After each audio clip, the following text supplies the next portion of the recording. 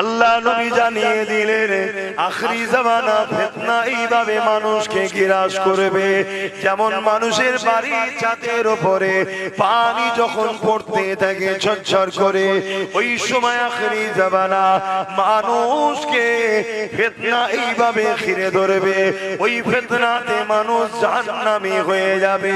এই সময়ে রাসূলুল্লাহ বলেছে ওই মানুষটা হলো কামিয়াবি, যে মানুষটা হাঁটা থেকে দাঁড়িয়ে রয়েছে আর দাঁড়ানোওয়ালা থেকে আরো কামিয়াবি হলো ওই মানুষটা যে কিনা বসে আছে, বসে থাকা থেকে ওই মানুষটা হলো আরো কামিয়াবি যে কিনা শুয়ে রয়েছে, শুয়ে থাকা থেকে ওই মানুষটা হলো আরো কামিয়াবি যে কিনা লোকালয় ছেড়ে দিয়ে নির্জনে একা হয়ে গেছে।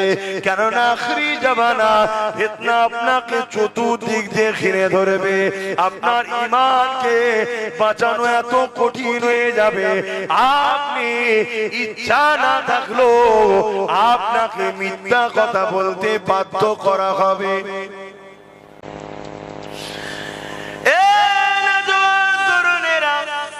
আল্লাহ নবী জানিয়ে দিলেন যুগে যুগে যুগে আল্লাহ নবী আলাইহিস সালাম দিওকে পরীক্ষা নিয়েছেন, আল্লাহ কাউকে বাদ দেন না, পরীক্ষা ছাড়া কাউকে নাজাত দেবে না, প্রত্যেককে পরীক্ষা দিতে হবে। তবে নবীদেরকে যে পরীক্ষা নিয়েছে ওই পরীক্ষা যেন আল্লাহ আমাদেরকে না নাই, বলুন আমিন। হযরতে ইব্রাহিম আলাইহিস সালাম এই যে জিলহজ মাস চলছে, এই মাসে হুজুরের স্মৃতি জড়িয়ে আছে। আল্লাহ পাক তিনাকে কত পরীক্ষা নিয়েছিলেন, আজ তোমাকে আমাকে আল্লাহ পাক সামান্য পরীক্ষা নিলে ওই পরীক্ষায় তুমি আমি ধৈর্য ধরে থাকতে পারি না। এ যুবকেরা হযরত ইব্রাহিম আলাইহিস সালামকে আল্লাহ পাক নানা দিক দিয়ে পরীক্ষা নিয়েছিলেন। আল্লাহ পাক তিনাকে অনেক ধনী করেছিলেন, অনেক গৃহপালিত পশু দিয়েছিল। আল্লাহ পাক একদিন জিবরাইল দ্বারা পরীক্ষা শুরু হয়ে গেল। হযরত জিবরাইল আলাইহিস সালাম ইব্রাহিম নবীর ঘরের সামনে দিয়ে যেতে যেতে আল্লাহ বলে ডাক দিলে, এই যখনই ডাক দিয়েছে হযরত জিবরাইল ইব্রাহিম আলাইহিস সালাম অমনি ঘর থেকে বাইরে বেরিয়ে এসেছে। জিবরাইল আলাইহিস সালাম মানুষের সূরা ধরে এসেছিলেন, যখন আল্লাহ বলে ডেকেছে ইব্রাহিম আলাইহিস সালাম বলতে লেগেছে, হে আল্লাহ পাকের বান্দারে, আপনি আমার আল্লাহকে আরো একবার ডাক দেন, যদি আপনি ডাকেন আমি আপনাকে আমার অনেক গৃহপালিত পশু আছে তার অর্ধেক আপনাকে দিয়ে দেব। কত ভালোবাসে দেখেন আল্লাহ। ইব্রাহিম আলাইহিস সালাম আমি গ্রামবাসীদের বলে যাব, প্রতিটা ইমাম দিওকে মিনিমাম 15 থেকে 20,000 টাকার ব্যবস্থা করুন, আর প্রতিটা মুয়াজ্জিনকে মিনিমাম 8 থেকে 12,000 টাকার ব্যবস্থা করুন। যদি না করতে পারেন আল্লাহর কাছে কিন্তু কিয়ামতের দিনে জবাব দিতে হবে।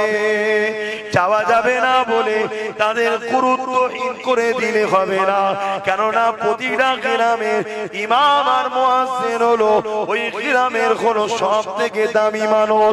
তারা যদি গরিবী জিন্দেগি কাটায় আর তুমি আমি যদি গাড়ি বাড়ি নিয়ে ঘুরে বেড়ায়, এর থেকে বড় লজ্জার কি হতে পারে? যে জাতি তার ইমামের ধনী দেখতে চায় না, যে জাতি তার মুয়াজ্জিনের ভালো মন্দ খাওয়া দেখতে চায় না, ওই জাতির উপরে কখনো আল্লাহ পাকের সাহায্য আসতে পারে না। শুনছেন তো নাকি? করবেন। একটা মসজিদে কমসে কম 100টা বাড়ি আছে, যদি 200 করে টাকা দেয় এতেই তো 20,000 টাকা। মাসে 200 টাকার কি মূল্য আছে? মাসে মাসে 300-400 টাকা রিচার্জ করছি আমরা ফালতু ফালতু মোবাইলে। আর ইমাম মুয়াজ্জিনের বেলায় দেবেন না। আর ইমাম মুয়াজ্জিনদের বলে যায় মাফ করবেন আপনারা সম্মানীয় মানুষ, কিন্তু আল্লাহর ঘরে দায়িত্ব আপনাদের হাতে। রাসূলুল্লাহ দিনের জিম্মাদার হিসাবে প্রতিটা গ্রামে আপনাদের দায়িত্ব রয়েছে। আর বেজাতিগুলো আর ইসলামের দুশমন গুলো অর্থ দিয়ে আপনাদেরকে খরিদ করে গোলাম বানাতে চাইছে। আপনারা যদি তাদের গোলামি হয়ে হক কথা বলা বন্ধ করে দেন, মনে রাখবেন কিয়ামতের দিনে দুই শ্রেণীর মানুষ জাহান্নামে যাবে। এক শ্রেণীর মানুষ অন্যায় করার জন্য জাহান্নামে যাবে, আর এক শ্রেণীর মানুষ অন্যায়ের বিরোধী না করার জন্য জাহান্নামে যাবে। জানি না আমার কথায় কেউ বেজার হবে কিনা জানি না, আমি যদি না বলি হক কথা আল্লাহ আমাকেও জাহান্নামে দেবে। পীরের বেটা বলে ছাড় নাকি? হ্যাঁ, পীরের বেটা যদি হারাম খাই যায়, পীরের বেটা ভুল করলে সব যায় না? না না না, ইসলাম কোনো পীরের বেটার পীরের বাপের নয়, শুনছেন তো নাকি? ইসলাম আল্লাহ ও রাসূলের, এটা মাথায় রাখবেন। ছাড় কারণে হয়তো সুপারিশ করার লোক পীরের বেটাদের জন্য পীরেরা আছে, বড় বড় ওলিরা আছে, কিন্তু তা বলে আপনি ভাববেন না যে পীরের বেটা ও সব ছাড় পেয়ে যাবে। না, ইসলামে কোনো গুঞ্জাইশ নাই। দুটো জিনিস, একটা নিজের ভুল আর একটা ধর্মের ক্ষতি। নিজের ভুল যদিও করে আল্লাহ বড় দয়ালু, তাকে মাফ করে দেবে। জোরে বলুন সুবহানাল্লাহ। যদি ধর্মের কেউ ক্ষতি করে আল্লাহ তার মাফ করবে না। কেননা ইসলামটা এমনি এমনি আসেনি। কত লড়াই হয়েছে, কত জুলুম হয়েছে ইসলামের উপরে, কত মায়ের কোল খালি হয়েছে, কত মা বিধবা হয়েছে, কত মা সন্তান হারা হয়েছে, কত বাচ্চারা এতিম হয়েছে। তারপরে তোমাদের এই পাতিলে ইসলাম এসেছে, মসজিদ মাদ্রাসা দাড়ি টুপি এসেছে, এত সহজে নয়। ইতিহাস ভুলে গেলে হবে। পৃথিবী বিখ্যাত সন্ত্রাস শাসক নমরুদ ইসলামকে মিটাতে চেয়েছিল। আব্বা ইব্রাহিম হক কথা বলার জন্য, নাই সত্য কথা বলার জন্য আব্বা ইব্রাহিমকে আগুনে পর্যন্ত ফেলে দিয়েছে। অত সহজ আব্বা ইব্রাহিম আলাইহিস সালাম নমরুদের আগুনে যাওয়া পছন্দ করেছে, কিন্তু অন্যায়ের কাছে আপোষ করা পছন্দ করেনি। আজ তুমি মাওলানা মুফতি হয়ে পীর পীরজাদা হয়ে শয়তানের সঙ্গে হাত মিলাও, জানতে হবে কুকুর যখন ঘাস খায় জানতে হবে ওর পেটের সমস্যা। আলেম যখন হারাম খাদ্যের সঙ্গে মেশে জানতে হবে ওর ঈমানের সমস্যা। আকীদা ঠিক করো। আর আপনারা আম মানুষ, আপনাদের জন্য আরো সতর্ক থাকতে হবে। কারণ আপনাদের ঘরে দাড়ি দেখিয়ে বেঈমান করে দেবে, টুপি দেখিয়ে বেঈমান বানিয়ে দেবে। মসজিদ মাদ্রাসা নামাজ রোজা পাগড়ি মুফতি মাওলানা পীর পীরজাদা দাবি করে করে আপনাদের বেঈমান করার প্ল্যান চলছে। খুব সাবধান, অনেক কষ্টের পর ইসলাম এসেছে। আহা, আব্বাজানকে পরীক্ষা করছে আল্লাহ। এই জিবরাইল যাও, একবার নাম নিয়েছে আর একবার লাও, অর্ধেকটা দিয়ে দেবো। আবার জিবরাইল সাল্লাম নাম নিয়েছে, আল্লাহর পিয়ারা বান্দা ইব্রাহিম সাল্লাম অর্ধেক দিয়ে দিল। ইব্রাহিম সাল্লাম চলে যেতে লাগছে, হযরতে জিবরাইল আলাইহিস সালাম চলে যেতে লাগছে, মানুষের সুরাতে আছে। আবার ইব্রাহিম সাল্লাম বলছে আরো একবার নাম লাও, আবার যেই নাম নিয়েছে বাকি অর্ধেকটা দিয়ে দিয়েছে। জোরে বলুন সুবহানাল্লাহ।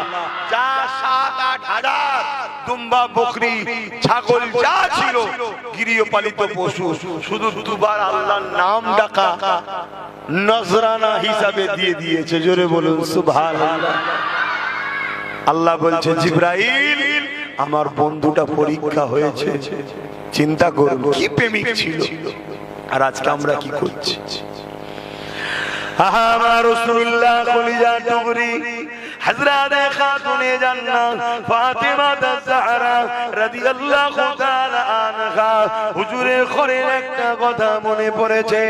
এ যুবকেরা, তরুণীরা, বাপেরা, এমন সময় হযরতে মাওলা আলী হযরতে খাতুনে জান্নাতকে বলতে লেগেছে, এ খাতুনে জান্নাত, কয়েকদিন হয়ে গেল আমাদের খাওয়া দাওয়া কিছু হয়নি, সংসারে কিছুই না, আল্লাহ জিহালে রেখেছে শুকরিয়া, আমার নাই তোমার হলো না, হাসান হুসাইনের হলো না, আমি ফাতেমারে আমি আল্লাহ নবী দরবারে যেতে চাই, কারণ নবী পাককে অনেক ধনী সাহাবারা অনেক বড় বড় নজরানা গিফট দেয়, অনেক কিছু সম্মানিত তোফা দেয়। আল্লাহ নবীর কাছে গিয়ে কিছু যদি পাওয়া যায় নিয়ে আসবো, যেটা দিয়ে তুমি আমি হাসান হুসাইন আমরা খাওয়া দাওয়া করবো। এ যুবকেরা মন দিয়ে শোনে, আল্লাহ জান্নাত যদি যাবার শখ থাকে, আল্লাহ পাকের পরীক্ষাতে ধৈর্যের সাথে মজবুতির সাথে ঈমানের পাওয়ারে মজবুত হয়ে দাঁড়ান। কেননা খাতুনে জান্নাতের কথা বলছি, যিনার আব্বাকে আল্লাহ পাক কোন জাহানের বাদশা বানিয়েছিলেন, সেই নবী পাকের কলিজা টুকরি খাতুনে জান্নাত ওই সময় হযরতে মাওলা আলীকে ইজাজত দিয়ে দিল। হযরতে মাওলা আলী চলে গেলে, আল্লাহ নবী দরবারে পৌঁছে গেলে, যাবার পরে দীর্ঘক্ষণ অপেক্ষা করলো, কিছু পেল না। আল্লাহ পাকের পরীক্ষাটা দেখো, কিছু পেল না, ফিরে চলে আসতে লাগলো। হযরতে খাতুনে জান্নাতে ঘরে দরজার গোড়ায় এসে বাইরে থেকে সালাম দিয়েছে। আল্লাহ নবী কলিজা টুকরি খাতুনে জান্নাত ভেতর থেকে জবাবটা দিয়েছে। দিবার পরে জানালা খিড়কি দিয়ে দেখতে লেগেছে আমার স্বামীর মিজাজটা কেমন আছে, কি হালে আছে, কি পেয়েছে। দেখতে লেগেছে মাওলা আলী খালি হাতে রয়েছে, মনটা বড় মরা করে রয়েছে। হযরতে খাতুনে জান্নাত বলতে লেগেছে, আমার প্রাণের স্বামী মনটা আপনার খারাপ কেন? হযরতে মাওলা আলী বলতে লাগলো, কিছুই পেলাম না, কয়েকদিন ধরে আর ইমামে হাসান হুসাইনেরও খাওয়া হয়নি, আপনারও খাওয়া হয়নি। আমি মাওলা আলীর নাই হো আপনার মুখে, হাসান হুসাইনের মুখে আমি আলী কিছু দিবার মাধ্যম হতে পারলাম না। হযরতে খাতুনে জান্নাত কি বলেছিলে, আমার প্রাণের স্বামী আল্লাহ জিহালে রাখে খুশি, আপনি কেন মনে দুঃখ করছেন? আপনি কি জানেন না আল্লাহ শুকরকারীর সাথে আছে আর সবরকারীর সাথেও আছে। আল্লাহ যখন খাওয়ায় আমরা শুকরিয়া আদায় করি, আল্লাহ শুকরিয়া আদায়কারীর সঙ্গেও থাকে, আর যখন খাবে না আমরা সবর করব, সবরকারীর সঙ্গেও আল্লাহ থাকে। আমার প্রাণের স্বামী আমি ফাতেমা আল্লাহ শুকরিয়া আদায় করি। মাওলা আলী জিজ্ঞাসা করছে কেন শুকরিয়া আদায় করে? মাওলা আলীকে খাতুনে জান্নাত বলতে লেগেছে, আমার প্রাণের স্বামী রে, আল্লাহ রিজিক দেননি, কিন্তু আমার স্বামীকে আল্লাহ পাক ঘরে তো ফিরিয়ে দিয়েছে। যদি আল্লাহ আপনাকেও ডেকে এলে আমার কিছু করার আছে, আপনি যে ফিরে এসেছেন এটাই শুকরিয়া, এটাই আলহামদুলিল্লাহ। হযরতে ফাতেমা আয-জাহরা বলছেন, আল্লাহ যদি আমাদেরকে না খাইয়ে খুশি হয়, আমি বান্দা হিসাবে, বান্দি হিসাবে আল্লাহর খুশির জন্য না খেয়ে কেন থাকতে পারবো না? এক কথা শুনছেন না শুনেন না, এটা হওয়া দরকার আমাদের। আমরা কতটা দুর্বল হয়ে গেলাম। এরপরও আজকের দিনে আমাদের এমন কোন বাড়ি আছে যে বাড়িতে খাওয়া হয় না? বলুন, এমন কোন বাড়ি আছে? সবার বাড়িতে আল্লাহ রিজিক দেয়। আর যেদিন আমার বাপ দাদুরা ছিল, এই মুরব্বী বাপেরা বসে আছে, ইনারা ক ভাই জিজ্ঞেস করুন, ভাই বোন মিলিয়ে যত কমই 8-9 জন হবে, গড়ে জিজ্ঞেস করুন। আর আমরা এখন কতজন? আমাদের ছেলে পুলে কটা? খুব জোরে একটা থেকে দুটো।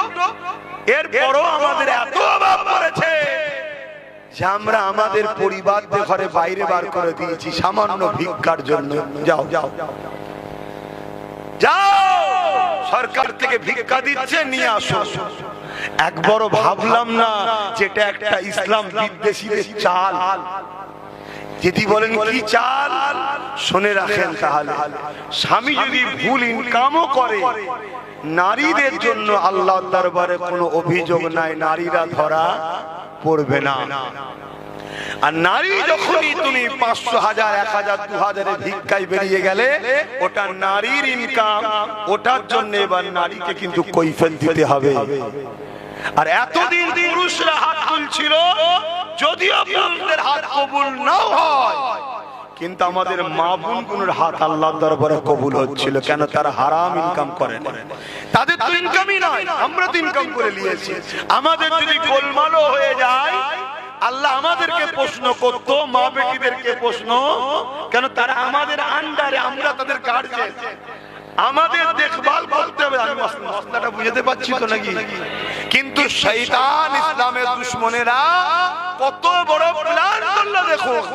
প্ল্যান করে নামিয়ে দিল যে কি নারীদের ঘরে দেওয়া হবে, আর আমরা তাদের মিশনে পা দিয়ে, তাদের খপ্পরে পা দিয়ে আমরা তাদের সঙ্গে তাল মিলিয়ে দিচ্ছি। একবার আমাদের হোশ নাই। আহা, জানি না আমার আলোচনা আপনারা কিভাবে নিচ্ছেন। আবার বলে যায় আল্লাহ পাক পরীক্ষা নেবে, কখনো জালিম শাসক বসিয়ে পরীক্ষা নেবে। মনে রাখবে আমি আপনি কোথাকার রেখে হযরত বেলাল হুজুরের উপরে জালিম উমাইয়া কত জুলুম করেছিল। এমনকি গরম পানির উপরে শুইয়ে দিয়ে উমাইয়া বুকে ভারী পাথর চাপিয়ে দিয়েছিল।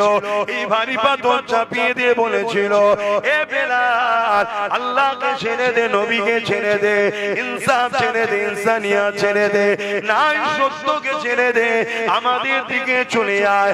আমরা যে জুলুম, অত্যাচার, সন্ত্রাসী, গুন্ডাগিরি করছি, এই দিকে তোরা চলে আয়। অনেক বড় পদ দেবো, অনেক বড় সম্মান দেবো, বেলাল তোকে আজাদ করে দেবো। নচেত তোকে খরিদ করেছি আমি উমাইয়া, আমি তোকে মেরে দেবো। আর আমি মেরে দিলে কোনো বিচার টিচার হবে না। এ উমাইয়া রে, তুই আল্লাহ ও নবীকে ছেড়ে দে, আমাদের দলে চলে আয়। হযরত বেলাল কি বলেছিল? এ দুনিয়ার মনিব উমাইয়া, শুনে রেখে দে, আমার আল্লাহ আমাকে গরিব করেছে, আমার আল্লাহ আমাকে পরীক্ষা নিচ্ছে। তোর মালিক তোকে আমাকে মালিক বানিয়েছে, আমাকে তোর কিনা গোলাম বানিয়েছে। তুই আমার উপরে অত্যাচার করছিস, আল্লাহ পাক আমাকে পরীক্ষা নিচ্ছে। আমি বেলাল জীবন দিয়া পছন্দ করি, আল্লাহ ও নবীকে ছাড়তে রাজি নয়।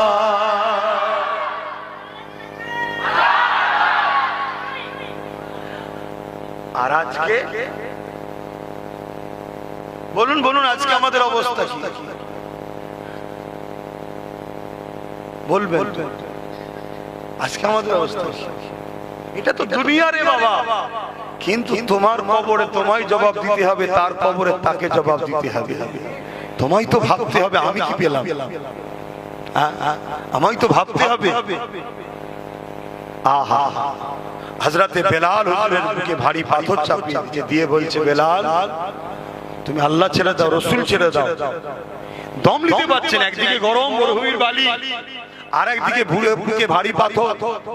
এই অবস্থাতেও বেলাল হুজুর বলছে, এ উমাইয়া, আমি জীবন দিয়া পছন্দ করব, আল্লাহ রাসূল ছাড়বো না। জোরে বলুন সুবহানাল্লাহ। আহা, আল্লাহ নবী তাই জানিয়ে দিয়ে গেলেন, বাবারা শুনে রেখে দাও, প্রকাশ্য দুশমনের থেকে মুনাফিক মুসলমান কোনো বেশি ক্ষতিকারক। এ নওজওয়ান তরুণেরা, এ আমার নবী পাকের প্রেমিকেরা, আহলে দ্বীনকে কায়েম করতে গিয়ে আল্লাহ নবীর উপরে কত জুলুম হয়েছে। তোমাদের এলাকায় মসজিদ এমনি হয়ে যায়নি, তোমাদের এলাকার মসজিদে আযান এমনি এমনি এসে যায়নি, তোমাদের এলাকায় দাড়ি টুপি এমনি এমনি এসে যায়নি। অনেক জীবনের বিনিময়ে এই ত্যাগ স্বীকার করার পরে এসেছে। আজকে সেগুলোকে মিটিয়ে দেওয়ার জন্য নতুন করে পৃথিবী জুড়ে আবার আবু জেহেলের উত্তরসূরিরা, আবার ফিরআউন, উতবা, সাইবার উত্তরসূরিরা আবার উঠে পড়ে লেগেছে। এ যুবক, যুবকেরা তরুণেরা বাবেরা এই জায়গাতে আমি একটা কথা স্পষ্ট বলে দিতে চাই, যদি নিজে মানতে না পারে, নিজে যদি গুনাহ হয়ে যায়, আল্লাহ পাকের কাছে ক্ষমা চাইবে, আল্লাহ পাক maaf করে দেবে। কিন্তু দিন ইসলামে যদি ক্ষতি করে ফেলে, আল্লাহ পাক maaf করবে না।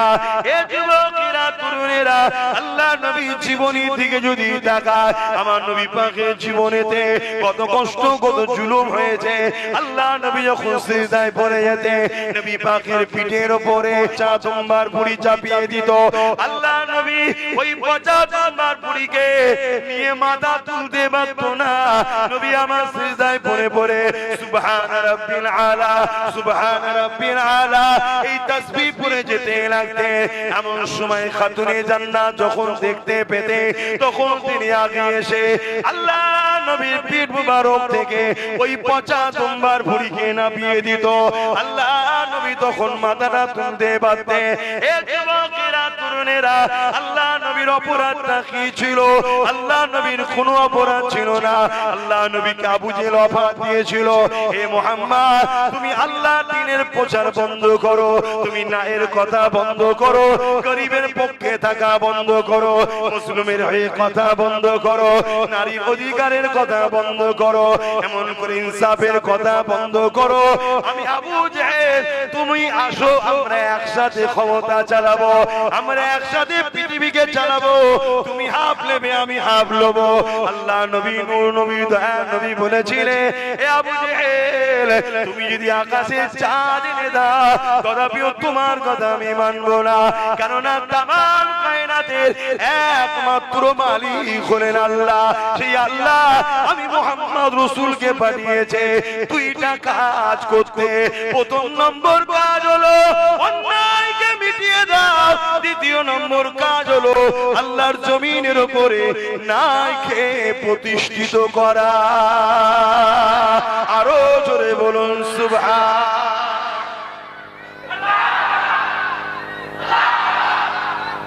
আল্লাহ আমাদের কি কাজ দেয়নি আল্লাহ? আর কোন নবী আসবে? জোরে বলছেন না কেন? আপনাদের নবী লাগবে নাকি? আর কোন নবী আসবে? এরপরও 30টা মিথ্যা নবী দাবিদার হবে। রাসূল বলেছেন 28টা প্রকাশ হয়ে গেছে, দুটো বাকি আছে।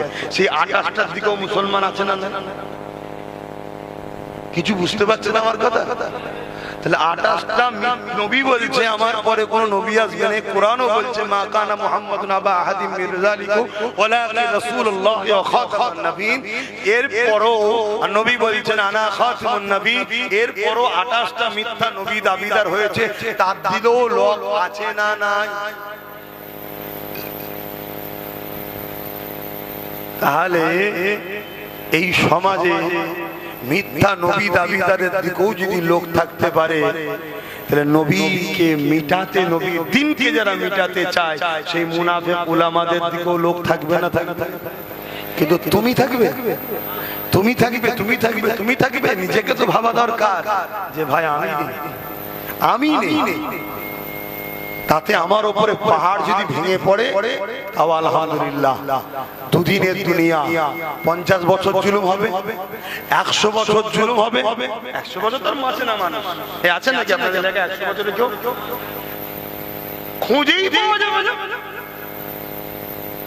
খুব জোর জোর টেনে টুনে 80, 90, 80, 90, তাও খুব রিয়ার।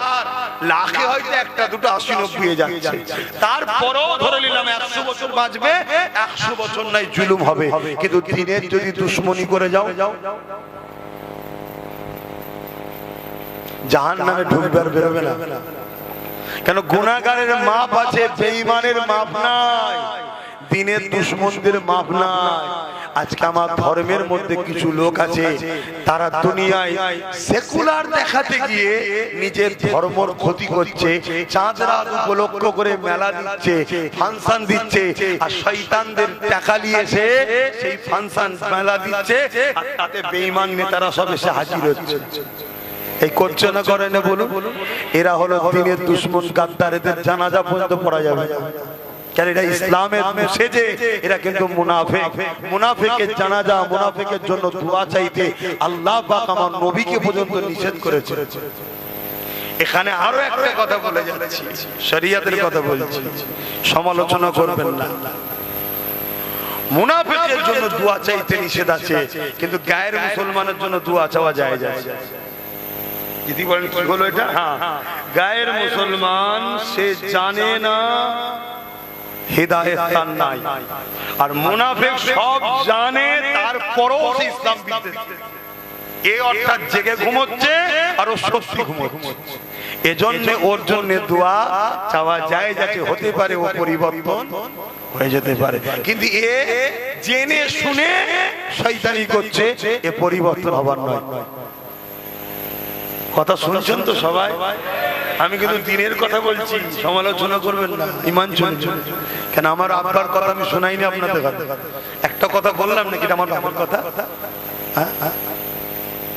আহা, আল্লাহ নবী নাই কথা ইনসাফ কথা ইনসানিয়াতের কথা বলার জন্য আমার নবী পাককে মক্কা আর জালিমরা এবারে কতল করে দেবে, শহীদ করে দেবে, এই পরিকল্পনা করে নিল। আমার নবী পাক লোকালয় ছেড়ে দিয়ে পাহাড়ে চলে গেলে, গাছের পাতা ফলমূল খেয়ে জীবন ধারণের মাধ্যম বানিয়ে নিলেন। এ যুবকেরা, তরুণীরা, বাপেরা, ইসলামের জন্য আমার নবী কত কষ্ট করেছে দেখ। কিন্তু তুই আমাকে গুলি করতে গিয়ে ফসকে গিয়ে কাদের গায়ে লাগছে একবার দেখবি না? একটু ভেবে ভেবে কথা বল। তো যাক, ফিরে আসছে। ওখানে 960 বছর ধরে জুম্মার নামাজ হচ্ছে ওই মাটির মসজিদটাতে। জোরে বলুন সুবহানাল্লাহ। আরেকটা মাটির মসজিদ ফুরফুরায় আছে, চাষুইনাল হুজুরের মাজারে যেতে গেলে পরে, ওটা 840 বছর ধরে ওখানে জুম্মার নামাজ হচ্ছে। জোরে বলুন সুবহানাল্লাহ। এগুলো প্রমাণ দিচ্ছে যে ফুরফুরা আজকের ইসলাম নেই এখানে, এখানে হাজার হাজার বছর ধরে মুসলমান আছে। তো এইগুলো মিটে গেলে আর প্রমাণ দেবে কে? লক্ষ্য টার্গেটটা কোথা বুঝতে পারছো? এই জায়গায় বলুন, যদি মসজিদে 5 মিনিট অকাবলি আলোচনা না হয়, জলসায় যদি আলোচনা না হয়, মাঝে মাঝে যদি বড় বড় জনসভায় আন্দোলন না হয়, তাহলে তো জাতি ঘুমোবে, নিরীহ মানুষ তো ঘুমোবে, আমরা উলামারা চুপ, মানুষ সাধারণ মানুষ ঘুমোবে। এই সুযোগে কিন্তু টুক করে আইন পাস করে নেবে। বলো, আমি তাহলে কিছু অপরাধ করলাম বলে? এই সামনে সোমবার আমার আবার প্রোগ্রাম আছে, যদি পারেন বেশি দূর নয়। এই বাহানা চেনেন? এই বাহানায় বালি পুকুর বলে রাস্তার ধারেই ওয়াকাফ কালা কানুন বাতিলের বিরুদ্ধে, বাতিল করতে হবে এই দাবিতে প্রতিবাদ সভা আছে। আমি এখান থেকে আরো একটা মেসেজ দিচ্ছি, আমার প্রত্যেকটা আলেম উলামা ইমাম ভাইদের ঘরে আসেন। আমি একটা উলামা ইমামদের একতা করছি। কি একতা? আমার টার্গেট আপনারা এখন প্রকাশ হতে হবে না, আপনারা নাম ফোন নাম্বারটা শুধু জমা দেন। এটা যখন 30, 40, 50 হাজার আলেম উলামার নাম হয়ে যাবে, তখন আমরা প্রকাশ হব। বলুন, আজকে যদি 50,000 উলামা ইমাম এক জায়গায় হয়, তো একটা আলেম মানে ইমাম মানে যত কমই হোক তার পিছনে 200 লোক আছে। তো তাহলে কম করে 10 লক্ষর উপরে, এই 1 কোটির কাছাকাছি। কথা বুঝে আসছে না? তাহলে আমাদেরকে কেউ কিছু করতে পারবে? কথা বলে এটা ভাবুন। এরপরও যদি কোনো ইলামা ইমাম মনে করে যে না বাবা, জানাজানি হয়ে গেলে আমার যদি আশাটা বন্ধ হয়ে যায়, আমি একটাই কথা বলবো, সম্মানের স্বার্থে, কারণ আপনারা সম্মানীয় জিনিস। বাড়াইপুরের ইমামের ঘর পুড়িয়ে দিতে গেছিল, ইমাম যদি না ছুটে পালাতো সমেত পুড়িয়ে দিত। কেস হয়েছে, অ্যারেস্ট হয়েছে। মসজিদে ঢুকে মেম্বারের কাছে পিশাব করেছে, কেস হয়েছে, অ্যারেস্ট হয়েছে। কাল আপনার পালা আসছে, একা থাকবেন, একা মরবেন। আপনার হয়ে কেউ দাঁড়াবার নাই। আমি তো ঘুরে দেখছি, আমি ঘুরে দেখছি রে বাবা, দাঁড়াবার কেউ নেই। আমি সাহস নিয়ে বলছি, আপনার সামনে দাঁড়াবো আমি, কিন্তু আপনাকে তো আমার আজ সেই ইসলামকে তোমার আমার হাতে তৈরি করা নেতারা আমার ইসলামকে মিটিয়ে দেবে। আল্লাহ তোমাকে আমাকে ছাড়বে না।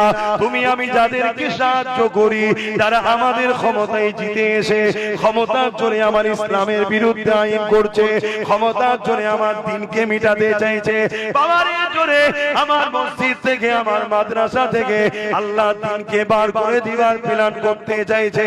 এ যুবকেরা, তরুণেরা, বাপেরা মনে রাখবেন আল্লাহ পাক ছাড় দিয়েছে, ছেড়ে দেয়নি। কেন আমার নবী পাক কত কষ্ট করেছে, পাহাড়ে গিয়ে গাছের পাতা ফলমূল খেয়ে পর্যন্ত ছিল। এমনও দিন গেছে আল্লাহ নবীকে তিনার হুজরা মোবারককে 40 জন বেঈমান মাপি কাফেরেরা আমার নবী পাকের ঘরকে ঘিরে ফেলেছে। আমার নবী পাক আল্লাহ পাকের হুকুমে মাতৃভূমি ছেড়ে দিয়ে ইয়াসরিবে চলে যেতে হয়েছে ইসলামের জন্য। আজকে সেই ইসলামের যদি উপকার করতে না পারো, ক্ষতি করে ফেলো না। শুনছেন তো নাকি? সালাম পড়ে লিয়া নবী।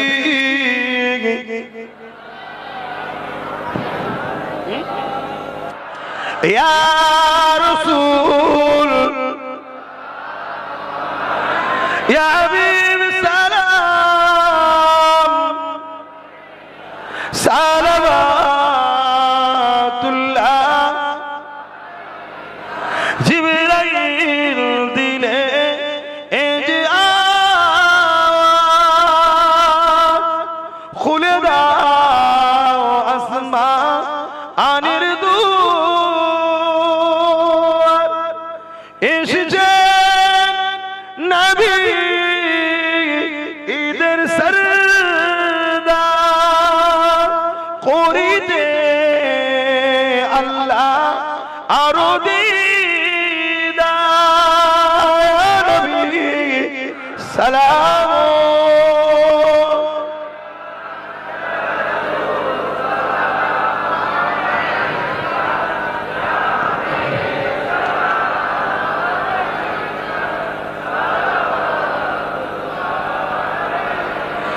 এ নবী নামো ও পিয়ারা, ইয়া রাসূল নামো পিয়ারা। 5 মিনিট হলো খুতবায় দাঁড়িয়ে আল্লাহর ঘর বাঁচাবার জন্য আল্লাহর ঘরে দাঁড়িয়ে এই ওয়াকফ কালা কানুনের বিরুদ্ধে মানুষকে জাগাতে হবে। শুনছেন তো নাকি? প্রত্যেকটা আলেম ওলামা, পীর, পীরজাদা, মুফতি ধর্মের দোহাই দিয়ে পেট চলে আমাদের, কোরআন হাদিসের দোহাই দিয়ে পেট চলে আমাদের, মসজিদ মাদ্রাসার দোহাই দিয়ে পেট চলে আমাদের। আর নবিয়ানা মাহফিলে বসে আমরা যদি 5টা মিনিট এই জাতিকে ওয়াকফ আন্দোলনের জন্য না বুঝাতে পারি, এদেরকে যদি প্রতিটা জলসায় না জাগাতে পারি, তাহলে জানতে হবে ওই ইমাম, ওই আলেম, ওই পীর, পীরজাদা, মুফতি, মাওলানা হয় সে বেঈমানদের ভাড়াটিয়া দালাল হয়ে গেছে, আর নচেত মুসলিম সুরাতে বেঈমান হয়ে বসে আছে। শুনছেন না শোনেন? 5 মিনিট হলো তোমার মুখে বলা এখন জরুরি হয়ে গেছে। কেন? আমরা দেখেছি বাবরি মসজিদের কেসও সুপ্রিম কোর্টে চলছিল। অনেকে এখন বলছে যে কেস চলছে, এখন আন্দোলন করার কি দরকার? গাদ্দারের মতো কথা বলছে। আরে বাবরি মসজিদের কেস সুপ্রিম কোর্টে চলছিল না চলেনি? আমার কথা কি বেজার হচ্ছে? ধর্মের স্বার্থে করা কথা বলছি, যাতে ডোজটা যদি করা পাওয়ার পরও কাল থেকে মুখটা খোলে আব্বাসের উপকার হবে না, আমার মসজিদ মাদ্রাসার উপকার হবে। এজন্য ডোজটা করা দিচ্ছি। কথা বুঝে আসছে তো ভাইয়েরা আমার? এই জায়গাতে আমাদেরকে প্রত্যেকটা জায়গায়, কেন ধর্মের বিষয় তো ধর্মীয় মাহফিলে বসবে তো কি হয়েছে? মসজিদের বাঁচাবার জন্য মসজিদের মেম্বারে দাঁড়িয়ে যদি বলে ইমাম, সমস্যা কোথায়? এ তো জায়েজ, বিলকুল জায়েজ। এবং আমরা যদি বাবরি মসজিদের একটুখানি আমি বলছি, শুনছেন তো নাকি? বাবরি মসজিদটা যদি আমরা দেখি, আর এটা আপনাদের শোনাই, এটা আপনাদের জেনে রাখা দরকার। 10 বছর ধরে কিন্তু আমি জাতিকে জাগাচ্ছি যে ওয়াকফ আমাদের যাচ্ছে। আপনি আমার পিছনে 7, 8, 9 বছরের ক্যাসেট যদি পাওয়া যায় খুলে দেখুন, পাবে। আমি 10 বছর ধরে জাতিকে বুঝাচ্ছি যে ওয়াকাফ কিন্তু আমাদের হাতছাড়া হচ্ছে। মসজিদে যাবি লাঠি দিয়ে পাছা লাল করে দেবে, এই ভাষাটাই বলেছি। AK-47 লে দাঁড়িয়ে থাকবে, এই ভাষাটাও বলেছি। লাশ নিয়ে যাবি কবর দিতে দেবে না, পুড়াতে হবে, এই ভাষাটা বলেছি। 2-4 দিন পুরাতে কষ্ট হবে, আস্তে আস্তে পুরানোটা অভ্যাস হয়ে যাবে। তার মানে কি তোমাকে আস্তে আস্তে ইসলামিক কালচার থেকে অন্য কালচারে নিয়ে যাওয়ার একটা পরিকল্পনা চলছে। তুমি বোঝো, তুমি যদি মনে করো আরে ইসলাম মেনে ছেড়ে দেবো তাহলে আলাদা কথা, তাহলে আব্বাস সিদ্দিকীকে তোমার নজরে পাগলই লাগবে। তবে মনে রেখে দিও, ইসলামকে কেউ যদি মিটাতে যায়, আমার আল্লাহ তার সঙ্গে 2 ধরনের ব্যবহার করেছে। হয় নমরুদ ফেরাউন হবে, আর নয় ফারুক আজমের মতো ইসলামের খাদেম হতে হবে। জোরে বলুন সুবহানাল্লাহ। তৃতীয় কোনো অপশন নেই। শুনছেন তো নাকি? ইসলাম নিয়ে আবার টেনশন নেই, ইসলাম ছিল, আছে, থাকবে। অলরেডি সব থেকে বেশি ইসলামের পিছনে যারা লেগেছিল তারা হলো আমেরিকা, ইউরোপ, দুনিয়া। জানেন তো নাকি? বুশ বলেছিল ইসলামকে মুছে দেবো। বুশের ঘরেতেই একটা কন্যা ছিল, তাকে আল্লাহ ইসলাম কবুল করিয়েছে, কোরআনের হাফেজাও বানিয়ে দিয়েছে। জোরে বলুন সুবহানাল্লাহ। যে ইউরোপ বলেছিল ইসলাম রাখবো না, আজকে সেই ইউরোপই বলছে সরকার তাদের, রাষ্ট্র তাদের, সংখ্যাগরিষ্ঠ তারা, মিসাইল তাদের, পারমাণবিক শক্তি তাদের, বন্দুক তাদের, মিলিটারি তাদের, পুলিশ তাদের, রাজপাট তাদের, ইসলাম মিটিয়ে দেবো। আজকে তারা তাদের মিডিয়ায়, তাদের কলমে, তাদের বক্তারা বলছে আগামী 40-45 মধ্যে সংখ্যা গুরু হবে ইউরোপ, দুনিয়া, ইসলাম। জোরে বলুন সুবহানাল্লাহ, আরো জোরে বলুন। ইসলাম কি জিনিস বুঝতে পারছেন? ইসলামের পিছনে লাগার কয়েকটা কারণ আছে, তার মধ্যে 2টো কারণ এখানে বলে যাচ্ছে। একটা কারণ হচ্ছে কিছু লোক ক্ষমতায় যাবার পরে না নিজেকে এবার খোদা বানাতে চায়, মানে মানুষ আমার উপাসনা করবে। আমার দেশেও কেউ কেউ এরকম স্বপ্ন দেখছে, প্রতিদিন মেতর হয়ে হাত ভাসে পিছনে, সে স্বপ্ন দেখছে আমি খোদা হব। মাথাটা কি খারাপ হয়ে গেল নাকি? এদেরও দশা আগেকারের খোদাগুলোর মতো হবে, যেমন দাঁত কেলিয়ে মিশরে এক নকল খোদা পড়ে আছে, জানেন তো নাকি? হ্যাঁ, এই একটা কারণ। কারণ ইসলাম এদের রাস্তার, ইসলাম এমন একটা আলো, ভণ্ড খোদা সব ধরা পড়ে যায়। শুনছেন তো নাকি? তো ভণ্ড খোদা হবার যে স্বপ্ন দেখে তার মাথায় বাজ পড়ে যাবে ইসলাম থাকলে, ইসলাম রাখবো না। আরেকটা কারণে ইসলামের বিরোধী হয় যারা ধর্মের নামে ভণ্ডমি করে বাবা সেজে নারীদেরও শোষণ করে। আছে না নাই? এরা দেখছে আমার খদ্দেরের দোকান পালাই, দোকান থেকে খদ্দের পালাচ্ছে, এজন্য ইসলামকে রাখতে চায় না। আরো অনেক কারণ আছে, সে বলতে গেলে পুরো ওই বিষয়টার উপরে আলোচনা করতে হবে। এখন ওদিকে যাচ্ছি না, কেন আমার পরে আরো উলামারা আছে, তাদেরও হক আছে ওয়াজ করা, তাদের টাইম মেরে দিলে হবে না। তাই সময় সংক্ষেপ, আমি এতটুকু বলে যাচ্ছি। বাবরি মসজিদের কেস চলছিল সুপ্রিম কোর্টে। সুপ্রিম কোর্টে ভালোবাসা, আস্থা, বিশ্বাস, ভক্তি আছে না নাই? জোরে বলো। একজন ভারতীয় হিসেবে এবং মুসলমান ভারতীয় হিসেবে থাকবে এটা 100% নিশ্চিন্তা। কেন? দেশকে ভালোবাসা, হুজুর পাক সাল্লাল্লাহু আলাইহি ওয়াসাল্লামের সুন্নাত, নবী মাতৃভূমি মক্কাকে ভালোবেসেছে। নবী হলেন আমাদের মডেল, লাকাদ কানা লাকুম ফি রাসূলিল্লাহি উসওয়াতুন হাসানা। তা আমাদের মাতৃভূমিকে ভালোবাসতে হবে, এটা হচ্ছে নবী আমাদের মডেল। তো এটা 100%।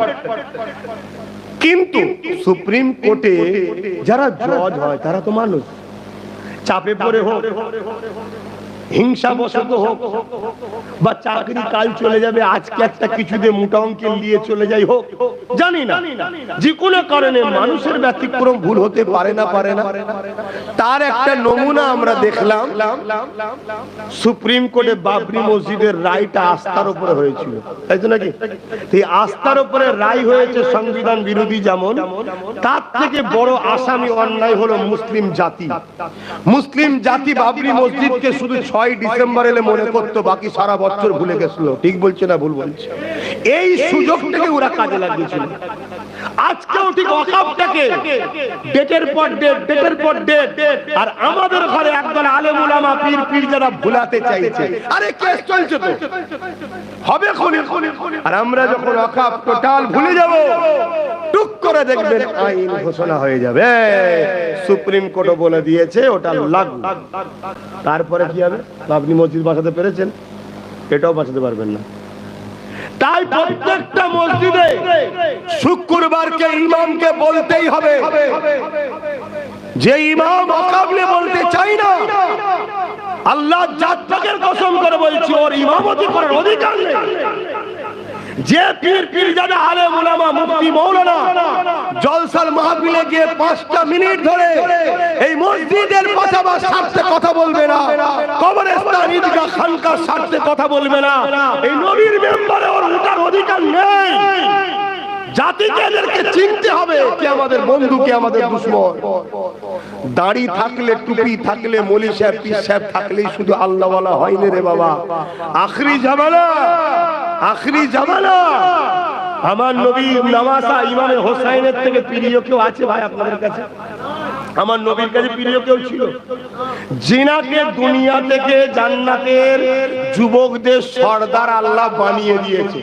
এই আল্লাহ কোন জিনিস দিবার পর আবার কেড়ে নেয় নাকি? আল্লাহ নিজে শিখাচ্ছেন, দান করার পরে সেই জিনিসের প্রচার করতে নেই যে আমি করেছি, আমি করেছি, আমি করেছি। কেন দিবার পরে আর তোমার থাকে, অতএব সেটা নিয়ে রে করা ঠিক নয়। তা আল্লাহ যাকে জান্নাতের যুবকদের সর্দার করেছে ইমাম হোসাইন, আবার কালকে চেঞ্জ করতে হবে নাকি? আর আল্লাহ যাকে সর্দার করেছে এটা ভোটাভুটিতে না সিলেক্টেড? সিলেক্টেড। এখানে কেউ বিরোধী করে কাটাতে পারবে? তা জান্নাতের যুবকদের সর্দার চাইলে জান্নাতে রাখতেও পারে, বার করতেও পারে, এই ক্ষমতা তার আছে না নাই? আর যদি না থাকে তো সর্দার আবার কিসে? সর্দার কাকে বলা হয়? পাওয়ার যদি না থাকে তো কিসের সর্দার? এই নাম কি আসতে সাইনবোর্ড নাকি? একটাই পোস্ট, বাকি সব ল্যাম্পপোস্ট। যেমন আমার রাজ্যে চলছে, একটাই পোস্ট, বাকি সব এরকম নাকি? পাওয়ার আছে না নাই? কষ্ট নিলেন নাকি? নিলে কিছু করার নেই, সত্যটাই তো বললাম।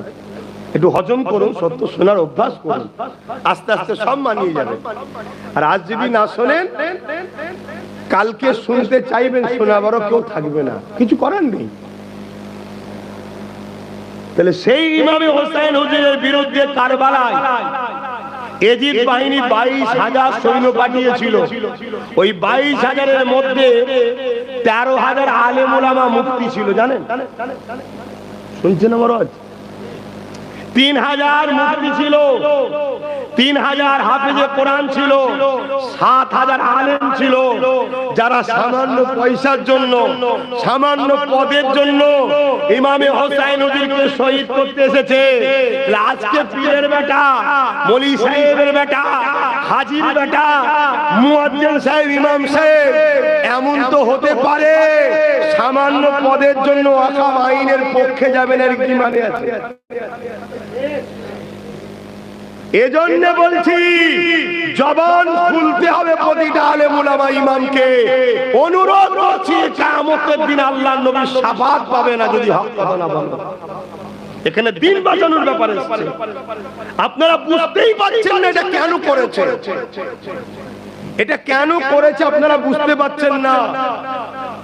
আজ থেকে 50, 60, 70 বছর আগেকার যত প্রতিষ্ঠান আছে, ওই প্রতিষ্ঠানের কাগজপত্র নাই, সব মৌখিক দান।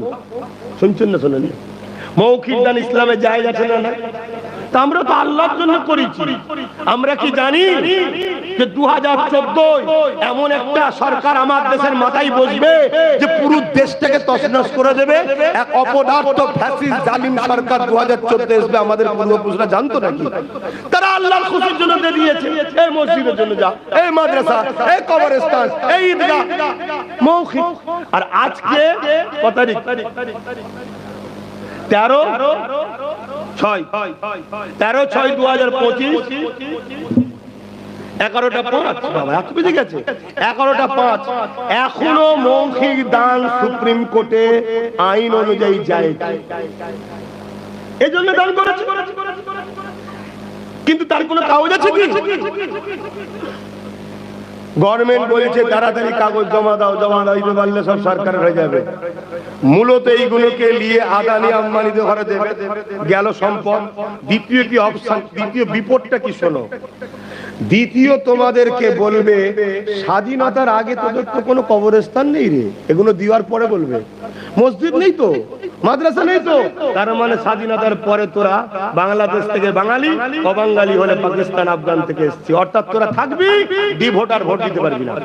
এটা হলো এদের মূল পরিকল্পনা, তোমাদেরকে গোলাম বানাবে। তাহলে এই মসজিদ মাদ্রাসা হলো আমাদের পেহচান। কেরলে একটা মসজিদ আছে 1300 বছর বয়স, 1400 বছর চিরামান মসজিদ, তার মানে 1400 বছর ধরে কেরলে মুসলমান আছে, ভারতে তার প্রমাণ দিচ্ছে এই মসজিদটা। মসজিদ মানে তো মুসলমান। গুজরাটে একটা মসজিদ আছে 1300 বছর বয়স, তার মানে প্রমাণ দিচ্ছে গুজরাটে 1300 বছর ধরে মুসলমান আছে বলেই তো মসজিদ। দেওবন্দের মতো একটা মাদ্রাসা স্বাধীনতার অনেক আগে থেকে, তাদের সাথে আমাদের কিছু জুজিয়াত মাসলার ইখতিলাফ থাকতে পারে, কিন্তু আকীদাগত মূল যে ভিত আহলে সুন্নাত ওয়াল জামাতের তাদের পীর মাশায়েখ যারা ছিলেন, হাজী ইমদাদুল্লাহ মুহাজির মক্কি, ইনারা বড় বড় আল্লাহর ওলি ছিলেন। তারা কিন্তু স্বাধীনতার আগে সব শুনছেন তো নাকি, ওই প্রমাণ দিচ্ছে যে আমরা স্বাধীনতার আগে থেকে ছিলাম। এই যে কলকাতায় আলিয়া মাদ্রাসা প্রায় 200-300 বছর আগে কারের, প্রমাণ দিচ্ছে কলকাতায় মুসলমান আছে তাই মাদ্রাসা আছে। ফুরফুরা শরীফে একটা জুম্মা মসজিদ আছে, দাদা হুজুরের পুকুরের ইপারে মেজে হুজুর 108 বছর বয়সও যে মসজিদে গিয়ে জামাতের সাথে নামাজ পড়তেন, আব্বাস সিদ্দিকী তার ঘরের বেটা এখন ঘুমিয়ে থাকে। আমরা কত খারাপ হয়ে গেছি বুঝতে পারছেন তো নাকি? আল্লাহর ওলি তো তারা। 108 বছর বয়সে হুইল চেয়ার দিয়ে মেজে হুজুর যাচ্ছে মসজিদে জামাতের সাথে নামাজ পড়বে, বলুন সুবহানাল্লাহ। এই মানুষগুলোকে মানে ভালোবাসে। তো ভাইরা আমার, কিছু দুঃখের সাথে বলতে হয়, আমাদেরই সিলসিলার মুরিদের ছেলে বাইরে বাইরে গেছে, কাজ কাম শিখেছে, এসে এনাদের বিরোধী করছে, এটা দুঃখ ভাই। আমাকে ভালো লাগে না, আমার বিরোধী করছি, আলাদা কথা। এটাই হচ্ছে মাধ্যম। সব ক্ষমতার একমাত্র মালিক আল্লাহু সাইয়্যুল কাদির, যিনি সর্বশক্তিমান, জোরে বলুন সুবহানাল্লাহ। তিনি আমাদেরকে পরীক্ষা নেবেন। এ দুনিয়া হলো পরীক্ষা সেন্টার। প্রতিটা সাকসেসফুলের আগে একটা করে পরীক্ষা দিতে হয়। আপনাদের এলাকার মানুষ বেশিরভাগ হস্তশিল্প, স্বর্ণকার, এসব কর্মজীবনে অভ্যস্ত। এর জন্যও কিন্তু আপনাদের পরীক্ষা দিতে হয়েছে।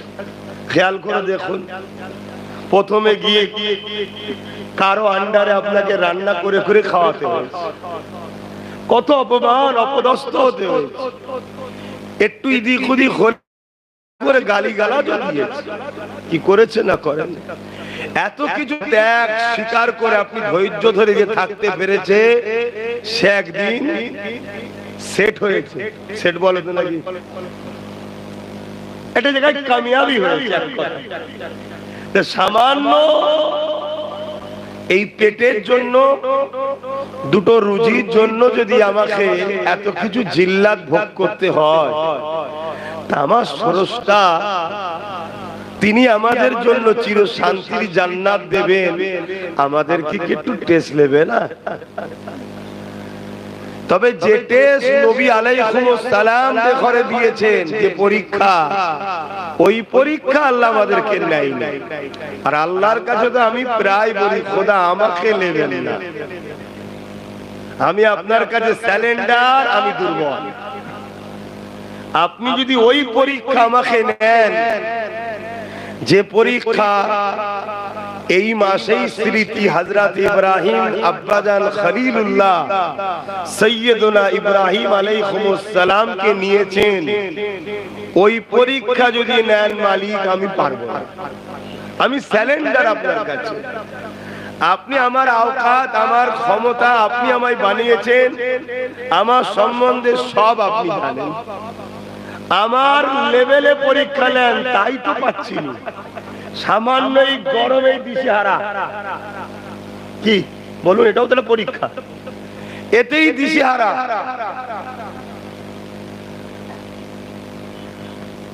সামান্য একটু খাবার আসতে দেরি হলেই মিজাজ গরম, সামান্য একটু খারাপ খাবার হয়ে গেল মাথা খারাপ। সামান্য 5 ওয়াক্ত নামাজ, আর নামাজকে আমি সামান্য বলছি না, মানে কাজটা খুবই সীমিত নয়, বলেন না? এটা কোনো আল্লাহর কি কোনো করা ডিউটি নাকি? দৈনিক 5 বার আমার কাছে আয়, উজু কর, সেজদা দে, মন ফ্রেশ হবে। এতেই আমরা ফেল। কখনো ফজর ঘুমিয়ে কেটে চলে যাচ্ছে,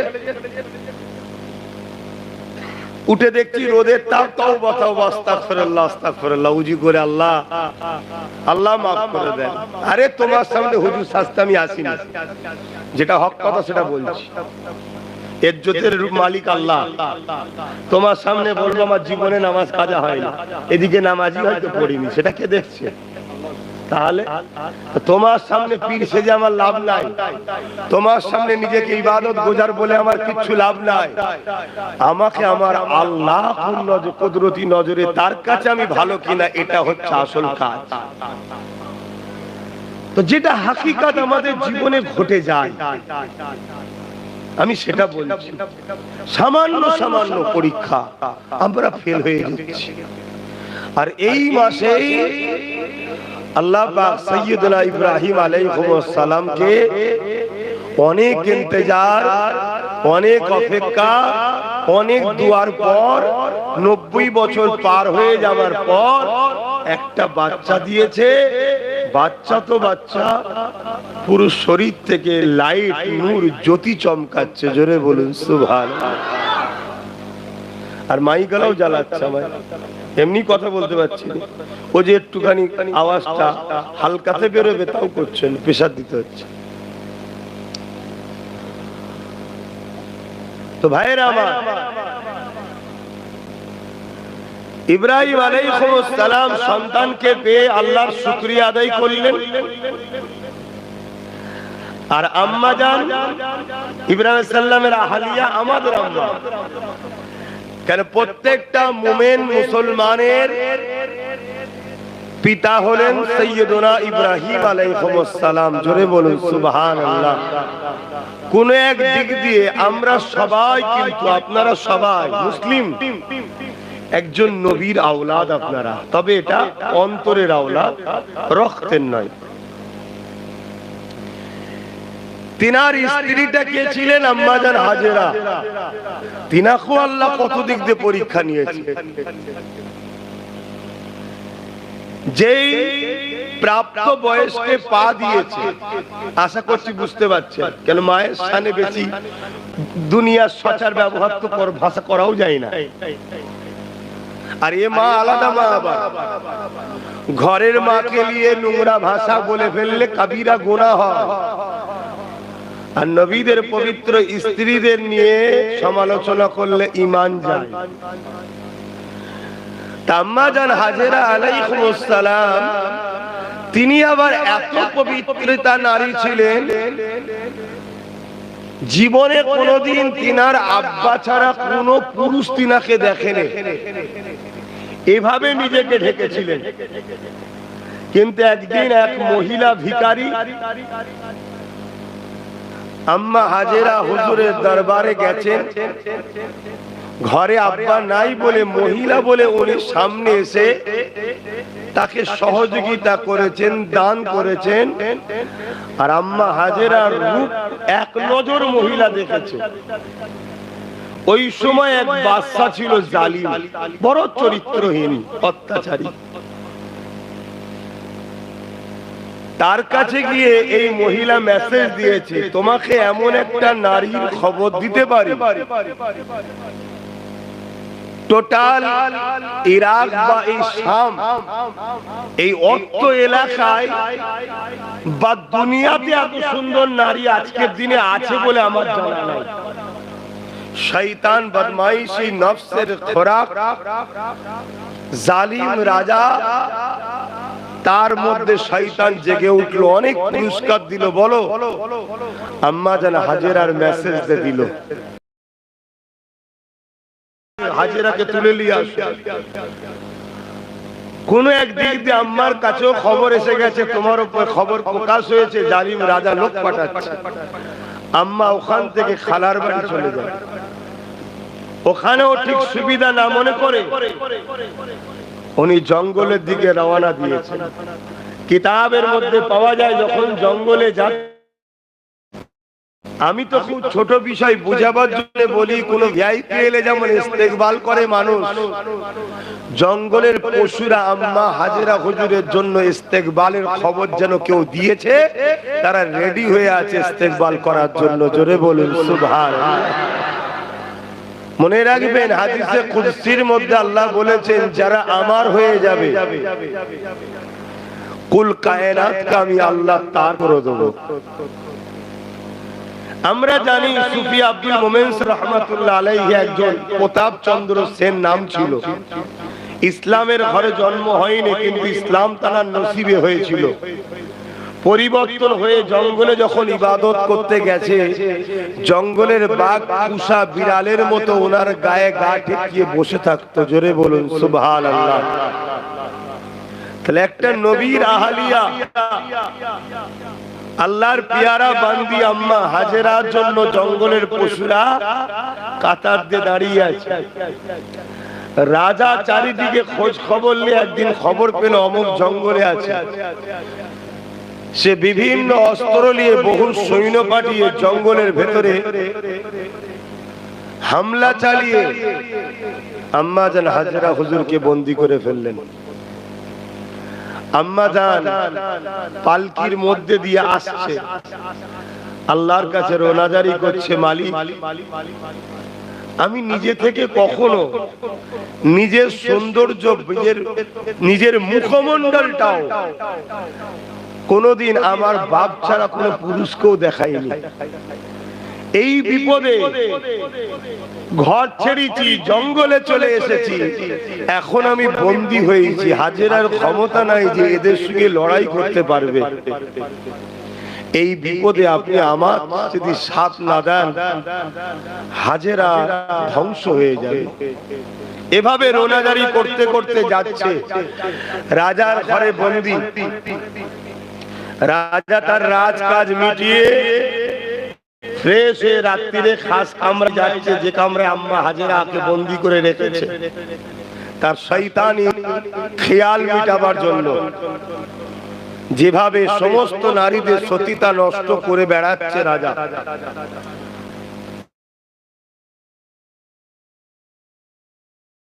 আজকাল আছে। ভাষাটা খারাপ লাগছে কি জানি না, হাকিকত। এদের বিরুদ্ধেও লড়াই করা ইসলামে ফরজ। আমরা তো ইসলামকে দাড়ি টুপি নামাজ রোজার মধ্যে সীমাবদ্ধ করে দিয়েছি। আরে ইসলাম কুনতুম খায়রা উম্মাতিন উখরিজাত লিন-নাস তা'মুরুনা বিল মা'রুফ ওয়া তানহাউনা আনিল মুনকার। অন্যায়কে মিটাবার নাম ইসলাম, ন্যায়কে প্রতিষ্ঠিত করার নাম ইসলাম। এই চরিত্রহীনদেরকে মিটিয়ে দিবার নাম ইসলাম। কিন্তু আজ দুঃখের সাথে বলতে হয়, আমার নবীর উম্মতরা গলা লম্বা করে উম্মতে মুহাম্মাদি দাবি করি, এই চরিত্রহীনদের সঙ্গে ফটো তোলার জন্য আমরা অনেকে ব্যস্ত হয়ে আছি। সমাজ ধ্বংসের দিকে আল্লাহ আমাকে আমাদেরকে হেদায়েত দেন, বলুন আমিন। আম্মা জান হাজেরা ঘরে রোনাজারি করছে, আর এমন সময় রাজা কামরার দরজা খুলে ঢুকেছে।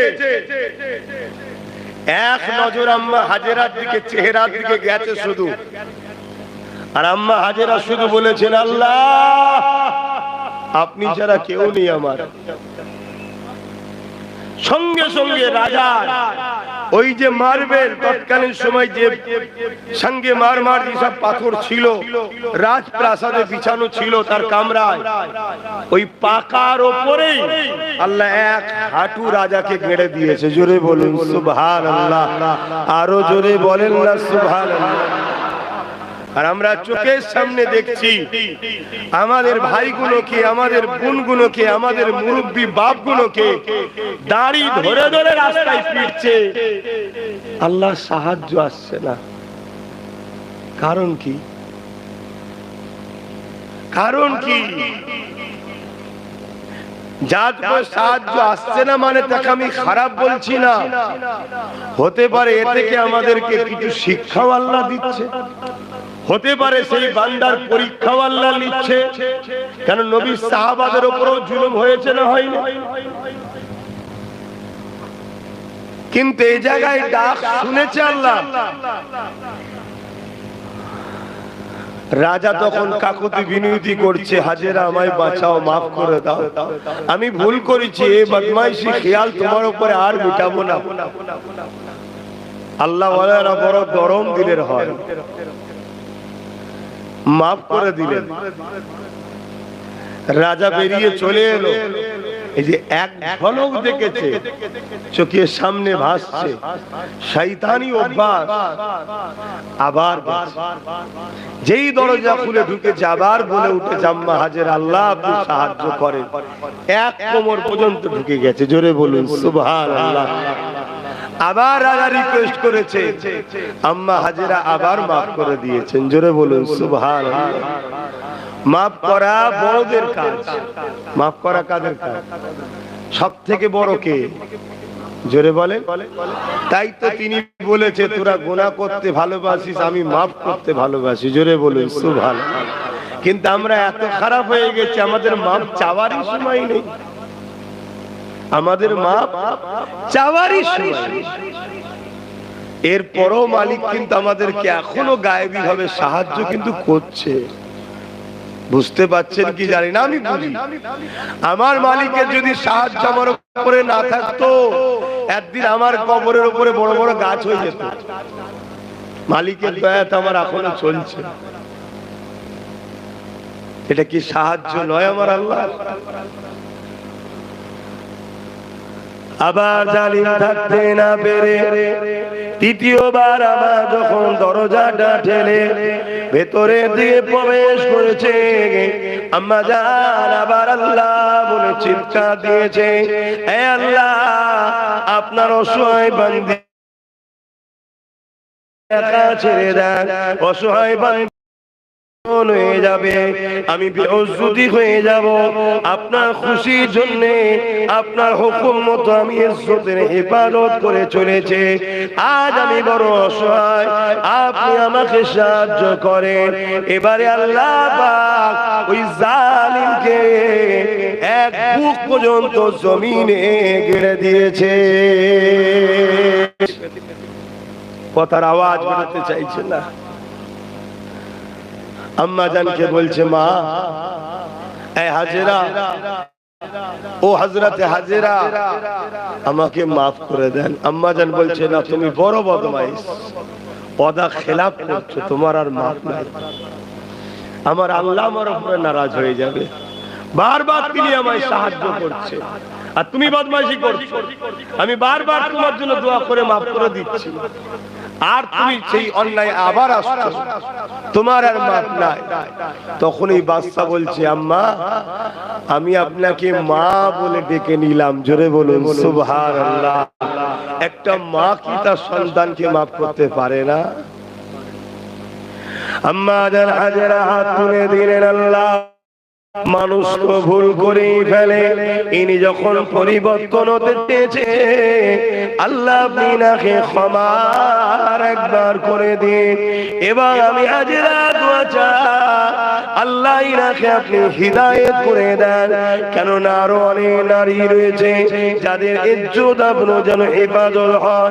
আল্লাহ ইনাকে আপনি হিদায়াত করে দেন, পরিবর্তন করে দেন।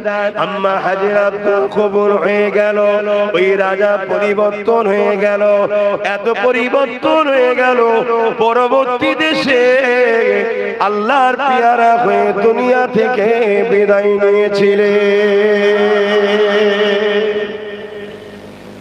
এইরকম একটা পবিত্র নারী গর্বে আসছে হযরত ইসমাঈল আলাইহিস সালাম। সন্তান ভালো হবার তিনটে জায়গা আছে। নাম্বার 1 বাপের রক্ত, বাপের রক্তের কারণে সন্তান ভালো হবার একটা চান্স। নাম্বার 2 মায়ের রেহেম যদি পবিত্র থাকে।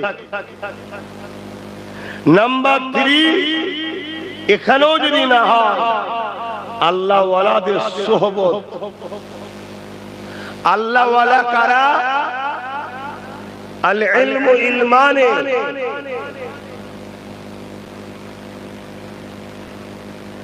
চেঞ্জ করবে?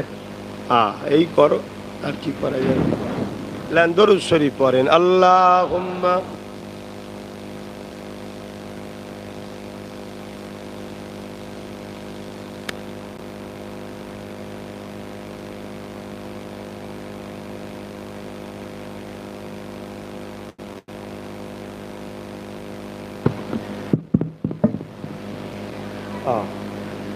একটু সেলস্য হয়ে যাচ্ছে ভাই, গরম একবারের জায়গায় দুবার করে গোসল করে ফেলছি, ঠান্ডা পানি খেয়ে ফেলছি। তারপরে ওই যে আর একটা জিনিস, যত আরাম তত ব্যারাম, কে? এসি। তারপরে একদম হালকা করে দিয়ে রাখি, তারপরেও তো একটা তো কিছু কেমিক্যাল যাচ্ছে। কি করব বলেন না, মানুষ তো আরাম পিপাসী, এই জন্যে কথা বলতে কষ্ট হয়, মানে সেলস্য। আম্মা জান হাজেরা হুজুরকে আমি যে কথা বলছিলাম, 4-3টে জায়গাতে সন্তান ভালো হবার চান্স। শত শেষ আল্লাহ ওয়ালাদের সোহবত। আল্লাহ ওয়ালা কারা? আলেমে হাক্কানি। আলেমে হাক্কানি কারা?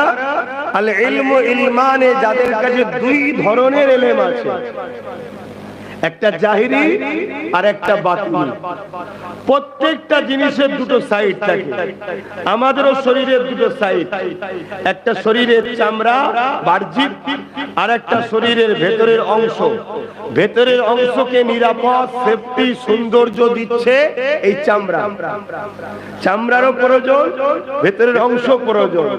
যদি শুধু চামড়া থাকে, ভেতর না থাকে, ও যেমন বেকার। আর ভেতরে আছে চামড়া নাই, পোকামাকড় ধুলোবালি পড়ে, ওটাও বেকার। প্রতিটা ফল দেখুন, ফলেরও দুটো সাইড থাকে, একটা ফলের খোসা আর একটা ফলের শাঁস।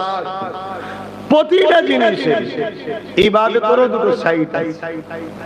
তো প্রতিটা জিনিসেরই দুটো করে সাইড আছে, একটা হলো তার শ্বাস আর একটা তার খোসা। একটা হলো জাহিরি ইলম আর একটা হলো বাতিনি ইলম। জাহিরি ইলম স্কুল, কলেজ, ভার্সিটি, মুক্তম, মাদ্রাসা, জামিয়াতে গেলে পাওয়া যায়। আর বাতিনি ইলম হাক্কানি আল্লাহর ওলি, যাদের কাছে গিয়ে উযকুরুল্লাহ যিকরান কাসীরা, বেশি বেশি করে আল্লাহর পবিত্র নামের জিকির করলে পাওয়া যায়। জোরে বলুন সুবহানাল্লাহ। এই তিনটে জায়গায় মানুষ ভালো হয়। আর পুরো পৃথিবী জুড়ে বাপের রক্ত যদিও খারাপ থাকে, মায়ের রেহেম যদি পবিত্র থাকে, ওই মা একটা ভালো সন্তান দুনিয়াকে গিফট দিতে পারে। তাই সালাউদ্দিন আইবি হুজুরের জীবনী যখন ইহুদিরা পড়েছিল, তখন ইহুদিরা বলেছিল, আজ থেকে আমরা প্রতিজ্ঞা করছি, আমরা মুসলিম পুরুষদের টার্গেট করব না। যেমন আমার রাজ্যের ভাটপাড়াতে একজন ভাঁড় বেরিয়েছে, কখন কোন দলে থাকে বোঝা মুশকিল। রাত্রিরে শোবো এই দলে, শুয়ে সকালে উঠে শুনবো আর এক দলে পালিয়েছে। ভাঁড়টার কথা বুঝতে পারছেন তো? যে বলছে বিরিয়ানি খাবেন না, পাংচার করবেন না, ওকে লিয়াই না, ও আবার দেখবেন গপ গপ খাবে। তো এই ভাঁড় বলছে, ও বলেছে মুসলিম নারীদেরকে টার্গেট করো। এই কথা অ্যাকচুয়ালি ইহুদিরা বলেছিল, আমরা মুসলিম পুরুষদের টার্গেট করব না, নারীদের, যাতে করে মুসলিম নারীরা সালাউদ্দিন আইবির মতো আর সন্তান না দুনিয়াকে দিতে পারে। কেন এক সালাউদ্দিন পৃথিবীর সমস্ত জালিমদের রূহকে কাঁপিয়ে দিয়েছিল। 4 লক্ষ সালিবিয়া সৈন্য দিয়ে মসজিদে আকসাকে ঘিরে রেখেছিল। হযরতে সালাউদ্দিন আইবি 12,000 সৈন্য নিয়ে গিয়ে তাদেরকে হাঁটিয়ে দিয়ে মসজিদে আকসার একজন আবরু রক্ষার মাধ্যম হয়েছিলেন। জোরে বলুন সুবহানাল্লাহ। আর আমরা 40 কোটি মুসলমান ভারতে। কত? 40 কোটি মুসলমান ভারতে। সরকার দেখায় 17-18। এই 17-18 দেখিয়েই ওদের মাথা খারাপ। আর 40 কোটি যদি বলে ফেলে তো আরো বিপদ হয়ে যাবে। শুনছেন তো নাকি? কোন দিন বলে বসবে আমাকে প্রধানমন্ত্রী করতে হবে, এই টেনশনে আছে তো। বাদানি শরীরের ইবাদত, ধন দৌলতের ইবাদত। নামাজ হলো শরীরের ইবাদত, রোজা হলো শরীরের ইবাদত, যাকাত হলো ধন দৌলতের ইবাদত।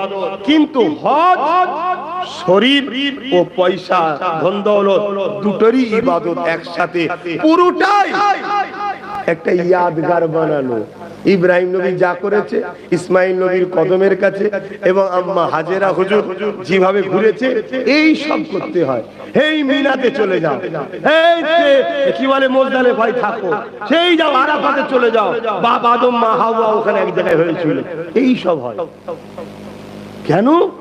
তারা মানুষই ঠিকই, কিন্তু তারা আল্লাহকে এত রাজি করেছে, তাদেরকে আল্লাহ কিয়ামত পর্যন্ত মানুষের মধ্যে ইয়াদগার রাখবে বলে এটা একটা ধর্ম বানিয়ে দিয়েছে। জোরে বলুন সুবহানাল্লাহ। ধর্মের সাথে জড়িয়ে দিয়েছে। আগিয়ে চলেন, 1 বছর পর সময় পেয়েছে। এদিকে 1 বছরে মক্কা আম্মা জান আর হযরত ইসমাঈল আলাইহিস সালামের কি হয়েছে এটাও একটু সংক্ষেপে বলি। এ নওজোয়ান তরুণেরা, আম্মা জান হাজেরা হুজুরের ওই কথাটাকে মনে রাখবেন। একেই তো বলে তাওয়াক্কালতু আলাল্লাহ, আল্লাহর উপরে ভরসা করা। এটাকেই বলে আমরা সবাই বলি আল্লাহ তোমার উপরে ভরসা, আল্লাহর ভরসায় বেরিয়ে যা, এটা আলাদা জিনিস।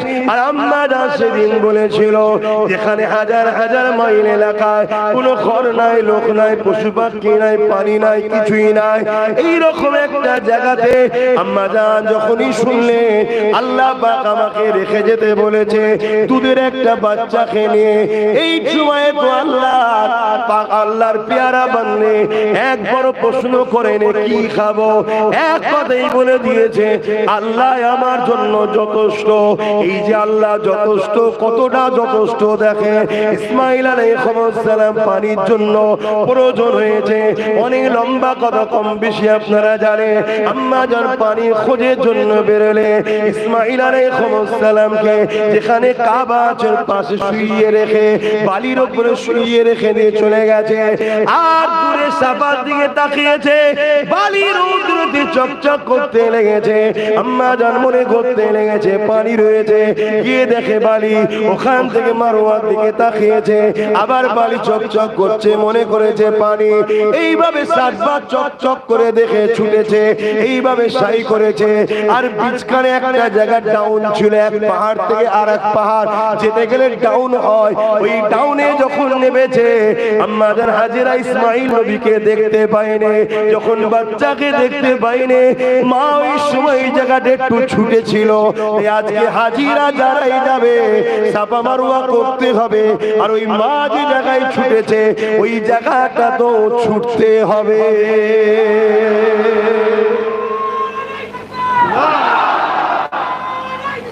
ইয়া রাসূলুল্লাহ, ইয়া রাসূলুল্লাহ, ইয়া রাসূলুল্লাহ। তো ভাইয়েরা আমার, তাহলে বলুন তো ভাই, 4500 বছর আগে তখন পানির দরকার ছিল, আর আমরা তো সাই করার আগে পেট ভরে জমজম খেতে হয়, জানেন তো নাকি? সাহি পরে করবেন, তওয়াফ করার পরে তওয়াফ 7 চক্কর হাজারে আসওয়াদের আগে 2 কদম আগে থেকে নিয়ত করে শুরু হলো। বাঁদিকে হাজারে আসওয়াদ থাকবে, কেউ যদি হাত ঠেকাতে পারে ভালো, মুখ ঠেকাতে পারে ভালো, না হয় দূর থেকে ইশারা করলো সুন্নাত আদায় হয়ে যাবে। কথা বুঝে আসছে? এবারে ঘুরে এসে ওই হাজারে আসওয়াদ পর্যন্ত পৌঁছালে 1 চক্কর, এভাবে 7টা চক্কর দিতে হবে। তারপরে কি কাজ? কাবা শরীফ আর আপনার বিচখানে যেন মাকামে ইব্রাহিমটা থাকে, 2 রাকাত ওয়াজিব নামাজ পড়তে হবে। এই মাকামে ইব্রাহিমে কি আছে? একটা পাথর আছে। যেখানে ইসলাম পুরো কাবা থেকে সব পাথরকে বার করে ফেলে দিয়েছে, একটা পাথরকে হাজারে আসওয়াদ বুসা দিবার জন্য রেখেছে, আর একটা পাথর মাকামে ইব্রাহিমের মধ্যে সুন্দর করে সাজিয়ে যত্ন করে রেখে দিয়েছে। এবং আল্লাহ কোরআনে জানাচ্ছে মাকামে ইব্রাহিম ও কাবা, কাবা ও তোমার বীজখানে মাকামে ইব্রাহিম যেন থাকে, অন্য জায়গায় গিয়ে নামাজ পড়লে হবে না। কেউ যদি মনে করে তো ইব্রাহিম নবীর পায়ে ছাপ আছে, পাথর আছে, এখানে পড়বো অন্য জায়গায় না, ওই জায়গাতেই পড়তে হবে এবং ওয়াজিব। বুঝতে পারছেন? তাহলে কিছু একটা বিষয় আছে এর মধ্যে, রহস্য। এত তাগিদ দিচ্ছে কেন আল্লাহ? সব পাথর বার করে দিল, আর এই পাথরটাকে আবার সামনে রেখে কাবা মুখী হয়ে আল্লাহকে সেজদা করা। মোটেই সেজদা অন্য কারো জন্য নয়, সেজদা অন্য নবীর উম্মতের সময় তাজিমি সেজদা জায়েজ ছিল, আমার নবীর উম্মতের জন্য কোন ধরনের সেজদা আর জায়েজ নয়, সবটাই নবী হারাম করে দিয়েছে। শুনছেন? তাহলে সেই রকম একটা টাইমে মাকামে ইব্রাহিমকে সামনে রেখে কাবা মুখী হয়ে আল্লাহকে সেজদা করা, আল্লাহ দূরে কাজ নামাজ ওয়াজিব করলো কেন? ওটা একটা পাথর, যে পাথরে ইব্রাহিম আলাইহিস সালাম, একটু বলবো বিষয়টা, অসুবিধা হচ্ছে না তো আপনাদের? কেন আমার থেকে বেশি গর্ব আপনাদের হচ্ছে, কিন্তু কষ্টটা বেশি আমার হচ্ছে। আপনারা তো চুপ করে বসে আছেন, সুবহানাল্লাহ জোরে বলতে চাইছেন না। তা এই কমিটির ছেলেগুলোকে বলি, এই তো বসে আছে, এত হ্যালোজেন না লাগিয়ে যদি পাখা লাগাতে মানুষগুলো কত আরাম হতো। এটা সৌন্দর্যের জন্য করেছো জানি, ইসলাম সুন্দরকে পছন্দ করে, কিন্তু সুন্দরের নামে আগুন ধরিয়ে দিবার খান, তো তাপ নাপছে। টিউবলাইটের আলো ঠান্ডা হয়, টিউবলাইট লাগিয়ে এই পয়সা যদি গোটা 15-20 পাখা লাগিয়ে দিত তাহলে আরো ভালো হতো। যা, আল্লাহ করাই কমিটি পরে করবে ইনশাল্লাহ, বেঁচে থাকলে আপনারা খাবেন খুবই হাওয়া। ইব্রাহিম আলাইহিস সালামকে যখন আল্লাহ বলেছিলেন কাবা ঘর করো, এই কাবা ঘর যখন তৈরি করে উঁচুতে যখন পাথর তোলার প্রয়োজন, এখন বড় বড় ক্রেন আছে, লিফট আছে, মানুষ ওঠে, আর এই যে লিফট বলুন, ক্রেন বলুন, তুলা, এগুলো সব হাজারে আসওয়াদকে এই মাকামে ইব্রাহিমকে টালি করে করেছে। কিন্তু মাকামে ইব্রাহিমের কাছে কোনো জিরোও নয়, এদের কোনো অস্তিত্ব নাই। কেন? সবটার সাথে কিছু না কিছু, লিফটের সাথে রশি আছে, তার আছে, মোটর আছে, মেশিন ছাড়া হচ্ছে না। আর মাকামে ইব্রাহিমে যে পাথরটা আছে, ও পাথর ইব্রাহিম নবীর মনের কথাটাও বুঝতো। জোরে বলুন সুবহানাল্লাহ। একটা পাথরকে যদি আল্লাহ এই ক্ষমতা দেয়, ইব্রাহিমের এখন নাবার সময় হয়েছে, নাববি, উঠার সময় হয়েছে, উঠবি, এই মনের উদ্দেশ্যটাও যদি পাথর বুঝতে পারে, ক্ষমতা দিবার মালিককে। জোরে বলুন, এটাকে সব সময় মাথায় রাখবেন, সমস্ত কিছুর ক্ষমতার মালিক আল্লাহ। এই যে আব্বাস কথা বলছে, এটা আব্বাসের ক্ষমতা নয়। এই যে হাত নাড়াচ্ছে, এটা আমার ক্ষমতা নয়। পা নাড়া চলছে, এটা আমার ক্ষমতা নয়। দেখছি, এটা আমার ক্ষমতা নয়। এটা আল্লাহর ক্ষমতা। আমাকে কিছুদিনের জন্য ব্যবহার করতে দিন, যখন তিনি চাইবেন আমার থেকে বেরিয়ে চলে যাবে। চোখ চেয়ে রয়ে গেলে কেউ যদি বন্ধ হবে না, ঘাট ঘাট করে দেখবে, কি হয় না, হয় না।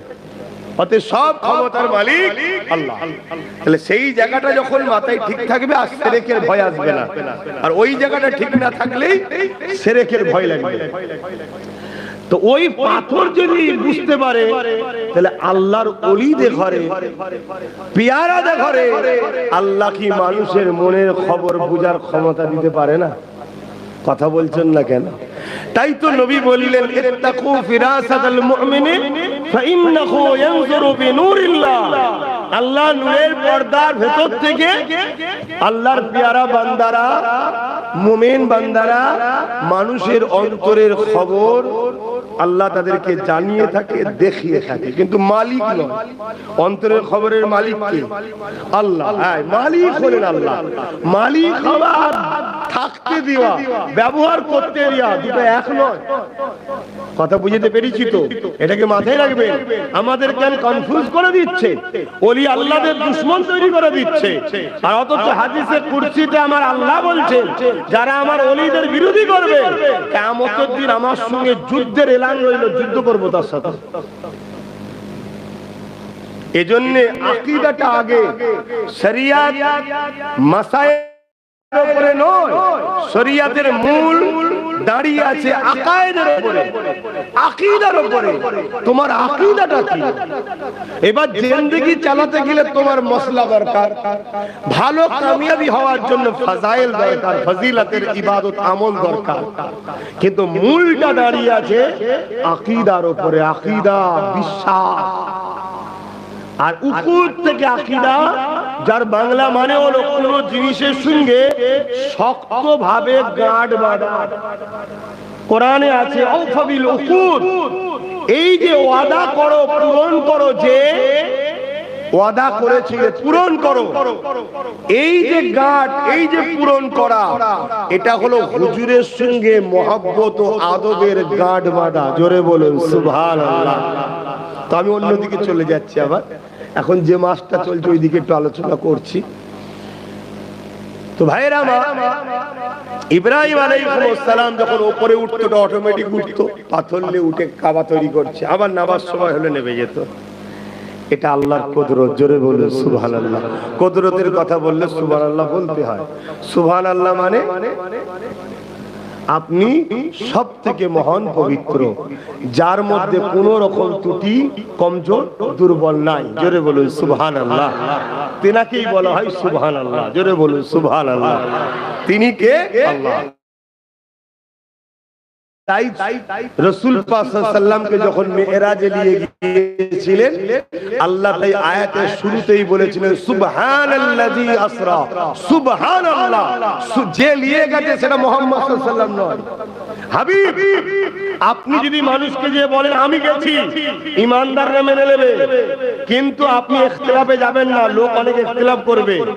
আপনি ডাইরেক্ট আমার দিকে ঠেলে দেন। তাই আয়াত নাযিল করে দিলেন সুবহানাল্লাহ মসজিদুল আকসা, যিনি ওই রাত্রে মসজিদে হারাম থেকে মসজিদে আকসায় নিয়ে গেছেন, তিনি কে? সুবহানাল্লাহ। কে সুবহানাল্লাহ? যিনি সমস্ত কমজোর, দুর্বল, বুড়াই, অপবিত্র সব থেকে পাক ও পবিত্র, ক্ষমতাশালী। জোরে বলুন সুবহানাল্লাহ। তো আমি বিভিন্ন কিছু বুঝাতে গিয়ে অন্যদিকে চলে যাচ্ছি। আমার রাসূল পাক সাল্লাল্লাহু আলাইহি হযরত ইব্রাহিম আলাইহিস সালাম, ইসমাঈল সাল্লাম পাথর ধরিয়ে দেয়, আব্বাজান ঘর করে, পাথরে করে ওঠে, আবার নাবে, ঘর হয়ে গেছে, ঘর হয়ে গেছে তৈরি। এবার এই পাথরের উপর দাঁড়িয়ে আছে, আল্লাহর কাছে হাত তুলেছে, আল্লাহ আমি তো ঘর করলাম, আমি তো ঘর করলাম আপনার হুকুমে, আমার মজুরিটা দেন, পারিশ্রমটা দেন। আল্লাহ বলছেন যাও, তোমার পারিশ্রম হলো এটা, এই ঘরটাকে আমার ঘর বলে ঘোষণা দিলাম। জোরে বলুন সুবহানাল্লাহ। কোন একটা ভিআইপি লোক যদি কাউকে বলে এটা আমার বন্ধু বা আমার ভাই, সে বাজারে দাম আছে না? ওই ভিআইপির ফটো তুলেই বাজারে ছেড়ে খাচ্ছে এখন সব, আছে না? নাই? আরে কত কোয়ালিটি দেখবেন দুনিয়ায়। ভালো ভালো ঘরের ছেলেরা বিগড়ে যাচ্ছে, আর আম ঘরের তো হবে আখরি জামানা। ভালো ঘর বলে বিগড়ে গেছে বলে বিগড়ানোটাই যায়, যেমনটা নয়। মদ হারাম, হারাম হুজুর খেলেও হারাম, আর যেই খাক হারাম। হারাম কখনো হালাল হতে পারে না। হুজুর যখন খেয়েছে মনে হয় ওটা আলাদা কোয়ালিটি জায়েজ আছে রে, নাকি না? হারাম হারাম, কথা বুঝছেন তো নাকি? তো যাই হোক, আল্লাহ পাক বললেন এটা আমার ঘর। তাহলে আল্লাহ যে ঘরটাকে বলবে আমার, সে ঘরের আর কেউ মূল্য দিতে পারবে? সে ঘর তো বিরাট ভিআইপি হয়ে যাবে। কিন্তু আব্বাজান ইব্রাহিম সাল্লাম বলছেন আল্লাহ, এর বিনিময়ে আমার একটা মজুরি আপনার কাছে চাওয়া। কি চাও? হযরত ইব্রাহিম সাল্লাম বলছেন, আল্লাহ ওই যে জিনাকে না বানালে কিছু বানাতেন না, ওই যে সবথেকে প্যারা আপনার, ওই যে সবথেকে শানওয়ালা, ওই যে জিনার কথা সব কিতাবে আছে, ওই যে জিনাকে সবার আগে বানিয়েছে, যিনি আনেওয়ালা, যিনি আসবেন, খুব ভালো করে বুঝবেন, এখানে একটা মশলাও বুঝাবো, সেই নবীকে আমার খানদানে পাঠান। জোরে বলুন সুবহানাল্লাহ। তিনি কে? আল্লাহ, আল্লাহ ইয়া রাসূলুল্লাহ। তিনি কে বলুন? এই যে নারায়ে রিসালাত বললে অনেক মুসলমান ঘাবড়ে যায়, যেটা আবার কি ব্যাপার? ঘাবড়াবার কিছু নেই। কিছু জিনিস একটা মানুষ 100টা জায়েজ আছে, জায়েজকে জায়েজ বলে মানে, কিন্তু আমলের জিন্দেগিতে হয়তো 90টা করেছে, 10টা ছেড়ে গেছে। কিন্তু নারায়ে রিসালাত অর্থাৎ রিসালাতের বুলন্দি, আর রিসালাতের বুলন্দি সবথেকে বড় রিসালাতের বাদশাকে তখনই বলতে হয় ইয়া রাসূলুল্লাহ, অর্থাৎ তিনি হযরত মুহাম্মদ সাল্লাল্লাহু আলাইহি ওয়াসাল্লাম। এটাই হচ্ছে বিষয়, এটা প্রেমের ব্যাপার। এখানে কেউ যদি কন্টিনিউ এটাকে না বলে তাকে বেঈমান বলে ফতোয়া দেওয়াও যেমন উচিত নয়, আর কেউ এটা বললে শিরক করে ফেললো, এটাও কিন্তু সে গুমরাহি হয়ে যাবে। কেন সাহাবা হুজুররা যখন বিমারে পড়তেন তখন তিনারা দূর থেকে আমার রাসূলকে ইয়া রাসূলুল্লাহ বলে চিৎকার দিতেন, সঙ্গে সঙ্গে বিমার ভালো হয়ে যেত। জোরে বলুন সুবহানাল্লাহ। বেশি দূর যেতে হবে না, মুফতি আজম মেজর হুজুরের একটা কিতাব আছে তাহকিকুল মাসাইল, ওই কিতাব খুলবেন, মুসলিম শরীফ আবু দাউদ শরীফের হাদিসের ইবারত দিয়ে পৃষ্ঠা নম্বর দিয়ে ওই কিতাবের মধ্যে দলিল দেয়া আছে, দেখে নেবেন। ওখানে হযরত উসমান ইবনে আফফান রাদিয়াল্লাহু তাআলা অসুস্থ ছিলেন, বিমার কিছুতেই সারছে না। আরেক সাহাবী বললেন, তুমি এক কাজ করো, সবথেকে বেশি যাকে ভালোবাসো তাকে খুব চিৎকার দিয়ে ডাকো। সাহাবী বসেছিলেন, উঠে দাঁড়িয়ে বলেছিলেন, ইয়া রাসূলুল্লাহ, ইয়া নবী আল্লাহ। সঙ্গে সঙ্গে বিমার ভালো হয়ে গেছিল। জোরে বলুন সুবহানাল্লাহ। এগুলো নিয়ে আমাদের লড়াই করা মনে হচ্ছে সবথেকে বড় দুঃখ। কেন আমি যদি আমার নেতাকেই ছোট করি, জানতে হবে মুসলিম সূরাতে মুনাফিক ছাড়া আর কিছু নাই। তো যাক, আমি চলে আসছি। তো ইব্রাহিম আলাইহিস সালাম যখন আল্লাহকে বলছেন, আল্লাহ আমার মনের তামান্না আপনার সবথেকে বেশি পেয়ারা ওই আখেরি নবী, নূর নবী, দয়াল নবী, জিনার জন্য সব করেছেন, সেই রাসূলকে আমার উম্মতের মধ্যে আমার নসলে পাঠান, আমার বংশে পাঠান, তিনাকে আমার বংশের আওলাদ করেন। এটাকে বলা হয় আরবিতে শিশু বেলার আগমনের আলোচনা। এটাকেই বলা হয় মিলাদুন নবী। কি বলা হয়? হ্যাঁ। আর এই আলোচনা যেখানে করা হয় ওই মাহফিলকে বলা হয় মিলাদুন নবীর মাহফিল। আমার আল্লাহ সঙ্গে সঙ্গে পাথরকে বলছে, পাথর এই যে লম্হা, এই যে টাইম, এই যে ওয়াক্ত তোর বুকের উপরে দাঁড়িয়ে ইব্রাহিম আমার নবীর মিলাদ করছে, আমার নবীর আগমনের আলোচনা করছে, আমার নবীকে পেতে চাইছে। এই স্মৃতিটাকে তুই যদি তোর বুকের মধ্যে সুরক্ষিত রাখতে পারিস, নকশা করে রাখতে পারিস, স্মৃতি বানিয়ে রাখতে পারিস, ধরে রাখতে পারিস, আমি আল্লাহ দুনিয়ার সব পাথরকেও ফেলে দিলে তোকে বিশ্বের বুকে মানুষের কাছে একজন শানওয়ালা স্মৃতিওয়ালা বানিয়ে দেবো। জোরে বলুন সুবহানাল্লাহ। পাথর সঙ্গে সঙ্গে নিজেকে মোমের মতো গলিয়ে ফেললো, আর ওই সময়তে ইব্রাহিম নবীর পায়ের নিশানাটা রয়ে গেল। কিয়ামত পর্যন্ত হাজিরা হজ করতে যাবে, মাকাম ইব্রাহিমকে সামনে রেখে কিবলামুখী হয়ে আল্লাহকে দূরে কাঁধ ওয়াজিব নামাজ পড়বে। সবাই প্রশ্ন করবে, এই পাথরে ইব্রাহিমের পায়ের দাগ, বাকি পাথরে নেই কেন? এই পাথরটা রেখেছে, বাকি পাথর নাই কেন? তখন সবাই জানবে এই পাথরে দাঁড়িয়ে মুহাম্মদ রাসূলের মিলাদ করেছিল ইব্রাহিম নবী। জোরে বলুন সুবহানাল্লাহ। যদি ইব্রাহিম নবী পাথরের উপরে দাঁড়িয়ে মিলাদ করার জন্য ওই পাথরের উপরে আল্লাহ রাজি হয়ে যায়, তাহলে যে গ্রামে, যে মহল্লায় যারা আমার নবীর মিলাদুন নবী করবে, আশা করতে পারি আল্লাহ তাদেরকে মরণের আগে জান্নাত যাবার মতো বানিয়ে নিয়ে যাবে। জোরে বলুন সুবহানাল্লাহ। আল্লাহু আকবার। ইয়া রাসূলুল্লাহ।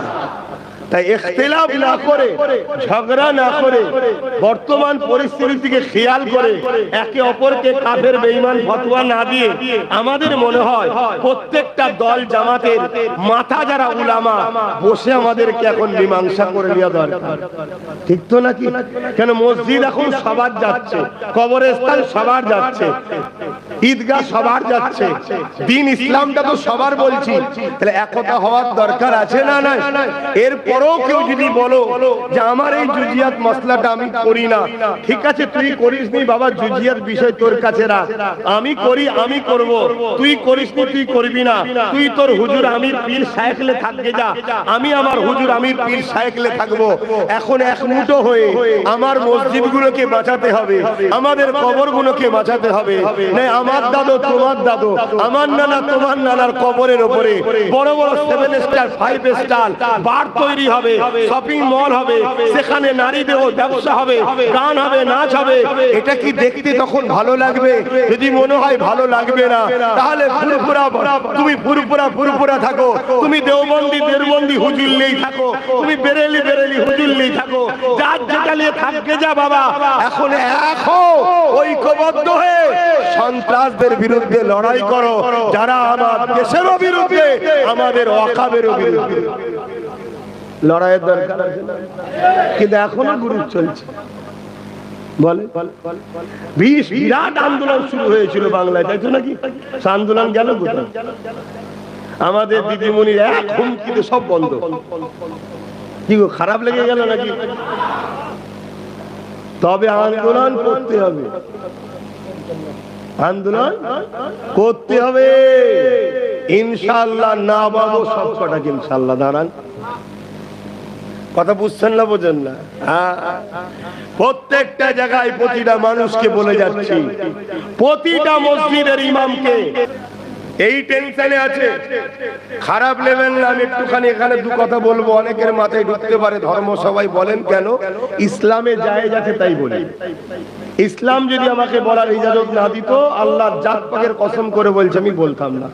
কারণ এই মেম্বারটা যারা পরিমাণ বিয়াদবি করলে ঈমান যাওয়ার সম্ভাবনা থাকতে পারে, কারণ এটা মেম্বারে নবাবী শরীফ তৈরি করেছি আমরা, কিন্তু এটা হুজুরের মেম্বার। এখানে আলেমরা শুধু কথা বলবে। এই মেম্বার তৈরি করা হয় আল উলামা ওয়ারাসাতুল আমবিয়া, নবীর ওয়ারিসদের জন্য।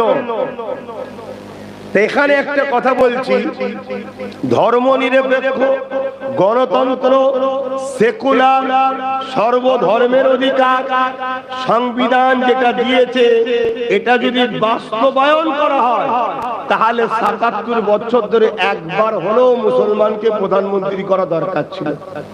কি বলা ভুল হচ্ছে না?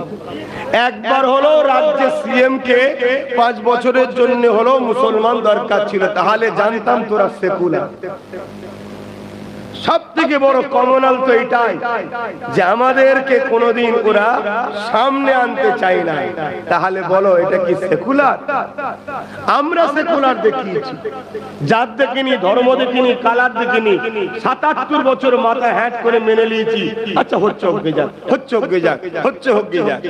কিন্তু এরপরে আজকে আমাদেরকে শুনতে হচ্ছে আমরা নাকি দেশকে ভালোবাসি। এটাও কিন্তু আল্লাহর পক্ষ থেকে আমাদের জন্য একটা শাস্তি। কেন বেশি ভক্তি তো ভালো নয়, আবার আমরা বেশি ভক্তি দেখিয়ে দিয়েছি, তার পাওনা আজকে হাতে হাতে ভুগতে হচ্ছে। তো যাক, আমি আবার ফিরে আসি। তাই আমাদের নারীদের ঘরে টার্গেট করেছে। মাফ করবেন কিছু কথা বলে যাচ্ছি। আমাদের সমাজে একটা কথা আছে যে পুরুষের সন্তানের থেকে নারী সন্তান নাকি বাপকে বেশি ভালোবাসে, তাই তো নাকি? এ কথাটা ভুল নয়, ভালো কথা, ঠিকই কথা। কেন রাসূলুল্লাহ বলেছেন কারো ঘরে যদি 3টে নারী সন্তান হয়, ওই বাবা যদি দায়িত্ব পালন করে বিবাহ দিতে পারে, ওই 3 নারীর আব্বা আর আমি রাসূল আগুন দেখিয়েছেন পাশাপাশি আমি জান্নাতে থাকবো। জোরে বলুন সুবহানাল্লাহ। পুত্র সন্তানের বেলায় বলেন নারীর মর্যাদা অনেক, একটা একটা নারী নবী বলেছেন একটা একটা জান্নাত। জোরে বলুন সুবহান। সুবহানাল্লাহ। আল জান্নাতু তাহতা আকদামুল উম্মাহাত, প্রত্যেকটা ছেলেদের জান্নাত তার মায়ের পায়ের তলায়। মা হলো নারীরই জাত, নারীর অনেক সম্মান, তাই নারী বাপকে ভালোবাসে কথা ঠিকই, কিন্তু এটাও আপনাকে মেনে নিতে হবে আজকের দিনে 100টা বাপ যদি 100-র মধ্যে 95টা বাপ যদি জাহান্নামে যায়, ওর জন্য কন্যা সন্তানের জন্য যাবে, পুত্র সন্তানের জন্য নয়। খেয়াল করে এমন মুখ দেখিয়ে ফেসবুকে ছাড়ছে, কত সুন্দর মুখটাকে বাংলার পাঠ করে কালচার কালচার। ওই প্রতিবেশী কেউ একটা ছেড়েছে আমায় ছামাই, ওই ফটো সারা জীবনের মতো রয়ে গেল। ওই ফটোকে দেখে যতজন, একদিন তুমি মারাও যাবে, বয়সে মরে গেছো, কিন্তু তোমার সেই হালকা বয়সের ফটো রয়ে গেছে। তুমি হয়তো দুনিয়াতেই নেই, জানে নেই, 100 বছর পর একটা ইয়ং ছেলে তোমার এই ফটো দেখে মনের মধ্যে একটা খারাপ কিছু বাসনা তৈরি করছে, তুমি কবরে আবার জেনার পাপ পাচ্ছ। এটা শরিয়াত।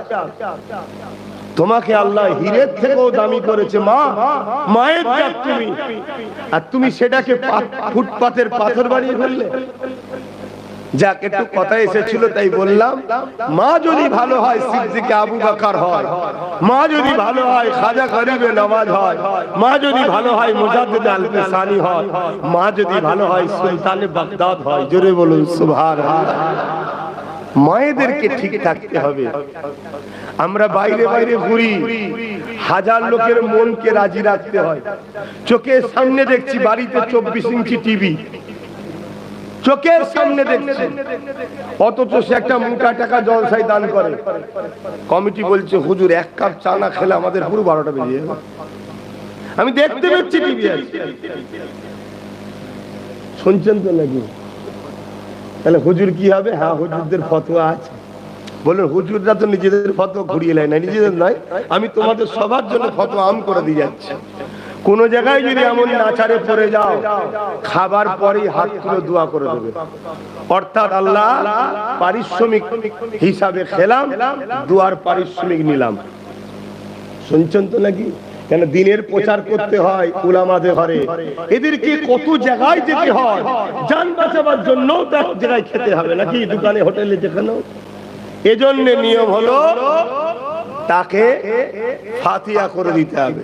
অতএব আমি কারো বাড়িতে যাবার আগে থাকুক চাই না থাকুক, ভালো মন্দ দেখার দরকার নেই, আমি আগে ফাতিহা করে দিই, দিয়ে তার কবরবাসী দোয়া দরুদ সব করে দিয়ে আল্লাহ এর বিনিময়ে আমি নাজরানা হিসাবে এই খাদ্যটাকে নিলাম।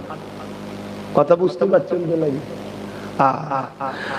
আসেন, চলে আসেন আম্মা জান হাজরা হুজুরের সঙ্গে হযরত ইব্রাহিম আলাইহিস সালামের নিকাহ হয়ে গেল। 90 বছর পার হয়ে যাবার পরে একটা সন্তান এলো। অনেক অপেক্ষার পর কয়েকদিন সন্তানকে মা হাজরার কোলে আর ইব্রাহিম আলাইহিস সালামের বুকে নিয়ে তিনারা আদর করতে লাগলেন। হঠাৎ করে আল্লাহর পক্ষ থেকে পরীক্ষা শুরু হয়ে গেল। এই ইব্রাহিম, তুমি আমাকে কতটা ভালোবাসো? আল্লাহ সব কিছুর আগে আপনাকে ভালোবাসে, নিজের জানের থেকে বেশি ভালোবাসি। তাহলে ইব্রাহিম, তোমার প্রিয় সন্তান আর স্ত্রীকে ওই যে যেখানে এখন কাবা শরীফে মক্কা রয়েছে, ওই কাবা শরীফ যেখানে আছে, ওই মক্কাতে যেখানে তখন কোনো ঘর ছিল না, কোনো লোকালয় ছিল না, কোনো বস্তি ছিল না, কোনো পানি খাদ্য ছিল না, ওই নিরিবিলি নির্জন পাথর বালি এলাকায় এই ইব্রাহিম তোমার স্ত্রী আর তোমার বাচ্চাকে ওই জায়গাতে তুমি রেখে ফিরে আসো। ভাবতে পারছেন পরীক্ষাটা? আমরা তো আমাদের বাচ্চাদের ঘরে তার মায়ের সঙ্গে তার নানির বাড়িতেও রাখতে চাই না। আমার কলিজার টুকরো আমার কাছে থাক। কি করেন না করেন না? এখানে কি হচ্ছে? কয়েকশো কিলোমিটার বা কয়েক হাজার কিলোমিটার, 4500 বছর আগের কথা বলছি। তখন না কাবা ঘর ছিল, না জমজম কূপ ছিল, না এই বিশাল বিশাল টাওয়ার বাড়িগুলো ছিল, না লোকালয় ছিল। না জীবজন্তু ছিল, পশু পাখি ছিল। সেই রকম একটা গরম পাথর বালি এলাকায় দুধের শিশু বাচ্চা ও স্ত্রীকে আল্লাহ বলছে রেখে আসো।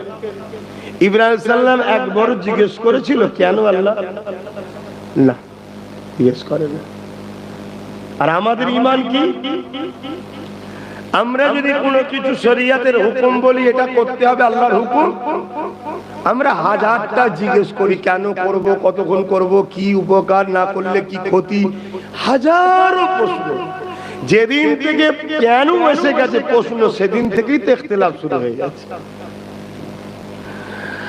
হযরত ইব্রাহিম আলাইহিস সালাম নিজের স্ত্রীকে নিয়ে বাচ্চাকে নিয়ে উটের উপরে সওয়ার হয়ে রওনা দিলেন।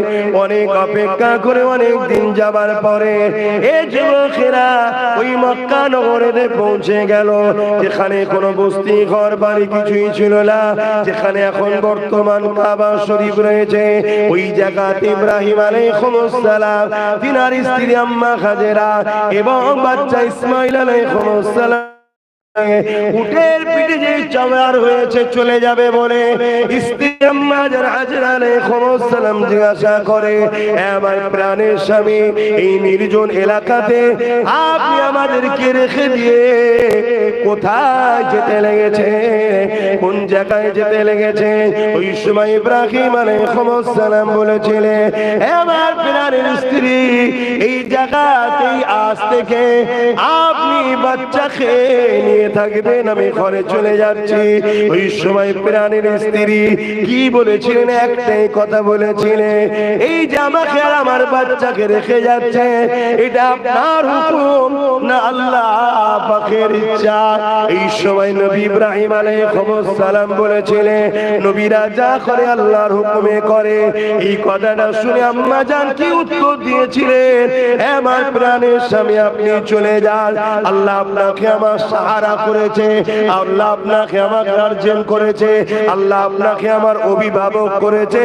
তবে এটা শোনেন, আপনার থেকে অনেক বড় গার্জিয়ান অভিভাবক হলো আল্লাহ পাক স্বয়ং নিজে। আপনি যান। আল্লাহ যখন বলেছে আপনি থাকার থেকে অনেক বেশি সাহায্যকারী হলেন আল্লাহ, তাই তো নাকি? আমরা পকেটের পয়সার উপরে নির্ভর করি, আল্লাহর উপর নির্ভর করি না। ঠিক করে বলুন, আমাদের ঈমানহান কোন জায়গায়? আল্লাহ মাফ করেন আমাকে, আমাদেরকে। বলুন আল্লাহুম্মা আমিন। আমরা সেই ভালো মানুষ হতে পারছি না, আল্লাহ যেন মাফ করে দেয়। তাদের খাতিরে, ভালো মানুষদের খাতিরে আল্লাহ যেন দয়া করে জান্নাতটা একটু যেতে দেয়। বলুন আল্লাহুম্মা আমিন। না হয় আমরা এখন যে কোটা চলছে, আমার তো মাঝে মাঝে একা যখন হই বসে ভাবি আমাদের কোটাগুলো সব জাহান্নামের কোটা এখন চলছে, জান্নাতের কোটা মনে কেটে গেছে। কিন্তু আবার হাদিসের কথা মনে পড়ে যে আল্লাহ নবীকে আল্লাহ পাক বলিয়েছেন ৭০,০০০ এমন উম্মত আল্লাহ পাঠাবেন আমার নবীর উম্মতদের মধ্যে, এক একটা উম্মতের সাথে ৭০,০০০ করে পাপীরা বেহিসাব জান্নাত যাবে। জোরে বলুন সুবহানাল্লাহ। এই যে আল্লাহ ওয়ালাদেরকে মানা, আমার কিছু ভাইয়েরা এখন আমার কওমেরই ভাই, কিছু আলেম ওলামা বাবু কিছু লোকেদের পাল্লায় পড়ে যাচ্ছে যারা আল্লাহ ওয়ালা ওলিদেরকে মানতে চাইছে না, গওস পাককে মানতে চায় না, খাজা হুজুরকে মানতে চায় না, ইমামে আযম আবু হানিফা হুজুরকে মানতে চাইছে না। অথচ রাসূল বলছেন আমার উম্মতের মধ্যে এমন এমন উম্মত ৭০,০০০ আল্লাহ পাঠাবে যাদের এক একজনের খাতিরে ৭০,০০০ করে আসামিকে আল্লাহ জান্নাতি করবে। জোরে বলুন সুবহানাল্লাহ। যে আসামি নয় তার জন্য আবার সুপারিশের কি দরকার? যে পাপী আসামি দাগী তার জন্যই তো সুপারিশের দরকার, যে আল্লাহ ভুল করে ফেলেছে। যে ভুল করেনি তাকে বলবে নাকি ভুল করে ফেলেছে? মিথ্যা কথা বলা হবে। আমার বাপেরা, নওজওয়ানেরা, এদিকে আম্মা হাজেরা হুজুর সন্তানকে কোলে কোলে নিয়ে বসে রয়ে গেলেন। ইব্রাহিম আলাইহিস সালাম উটের পিঠে রওনা দিয়ে দিলেন। ইন্তজার করতে লেগেছে কখন আল্লাহ পাকের হুকুমটা আসে, আমি সন্তান ও স্ত্রীকে দেখতে যাব। দেখতে দেখতে দেখা যায় ১ বছর পার হয়ে গেছে, আল্লাহ পাকের পক্ষ থেকে কোনো হুকুম আসেনি। একটা বছর যখন যখনই পার হয়ে গেছে আল্লাহ বা হুকুম দিয়েছে ইব্রাহিম রে লাব্বাইকা ইয়া আল্লাহ এবারে তুমি যাও ইসমাঈল এবং তোমার স্ত্রীকে এক ঝলক দেখে আসো কিন্তু দূর থেকে দেখবে উটের পিঠ থেকে নামবে না কাছে যাবে না দূর থেকে এক ঝলক দেখবে চলে আসবে ভাবতে পারছেন প্রেমিকের টেস্ট চলছে আর প্রেমিকটাও ছিল আমাদের আব্বা জান কত প্রেম করেছে যে প্রেমিকের কথা 4500 বছর পরে আজও মক্কা জমিনে গিয়ে হাজিরা 4-5 লক্ষ 10 লক্ষ টাকা খরচ করে ইব্রাহিম নবীর ইয়াদগাহ স্মৃতি বানিয়ে থাকে হজে কি হয় পুরো হজটা ইব্রাহিম নবীর সেলিব্রেশন হয় ইয়াদগার পালন করা হয় ইব্রাহিম নবীর কদমের কাছে গিয়ে আল্লাহর কাছে আল্লাহকে সিজদা করা হয় ইব্রাহিম নবীর ইউনিফর্ম পরে মাতাবে হুদুদে হারামাইনে প্রবেশ করতে হয় ইব্রাহিম নবীর সন্তান ইসমাইল নবীর কদমের কাছে গিয়ে পেট ভরে পানি খেতে হয় এই তো করতে হয় বলুন সাফা মারওয়া সাই করতে হয় ইব্রাহিম নবীর স্ত্রী আমাদের আম্মা জানের স্মৃতি পালন করতে হয় 5 লাখ খরচ এমনি হয়নি তারা অনেক স্যাক্রিফাইস করেছে অনেক ত্যাগ স্বীকার করেছে তারা এত প্রেম করেছে আল্লাহকে যে আল্লাহ তাদের উপরে এত খুশি হয়ে গেছে তাদের জিন্দেগির ইয়াদগার বানানোটাকেই ইসলামের পঞ্চম স্তম্ভের মধ্যে একটা স্তম্ভ যেটা হজ সেই হজ ফরজ করে দিয়েছে জোরে বলুন সুবহানাল্লাহ ইবাদত দুই ধরনের হয় একটা ইবাদতে মালি আর একটা ইবাদতে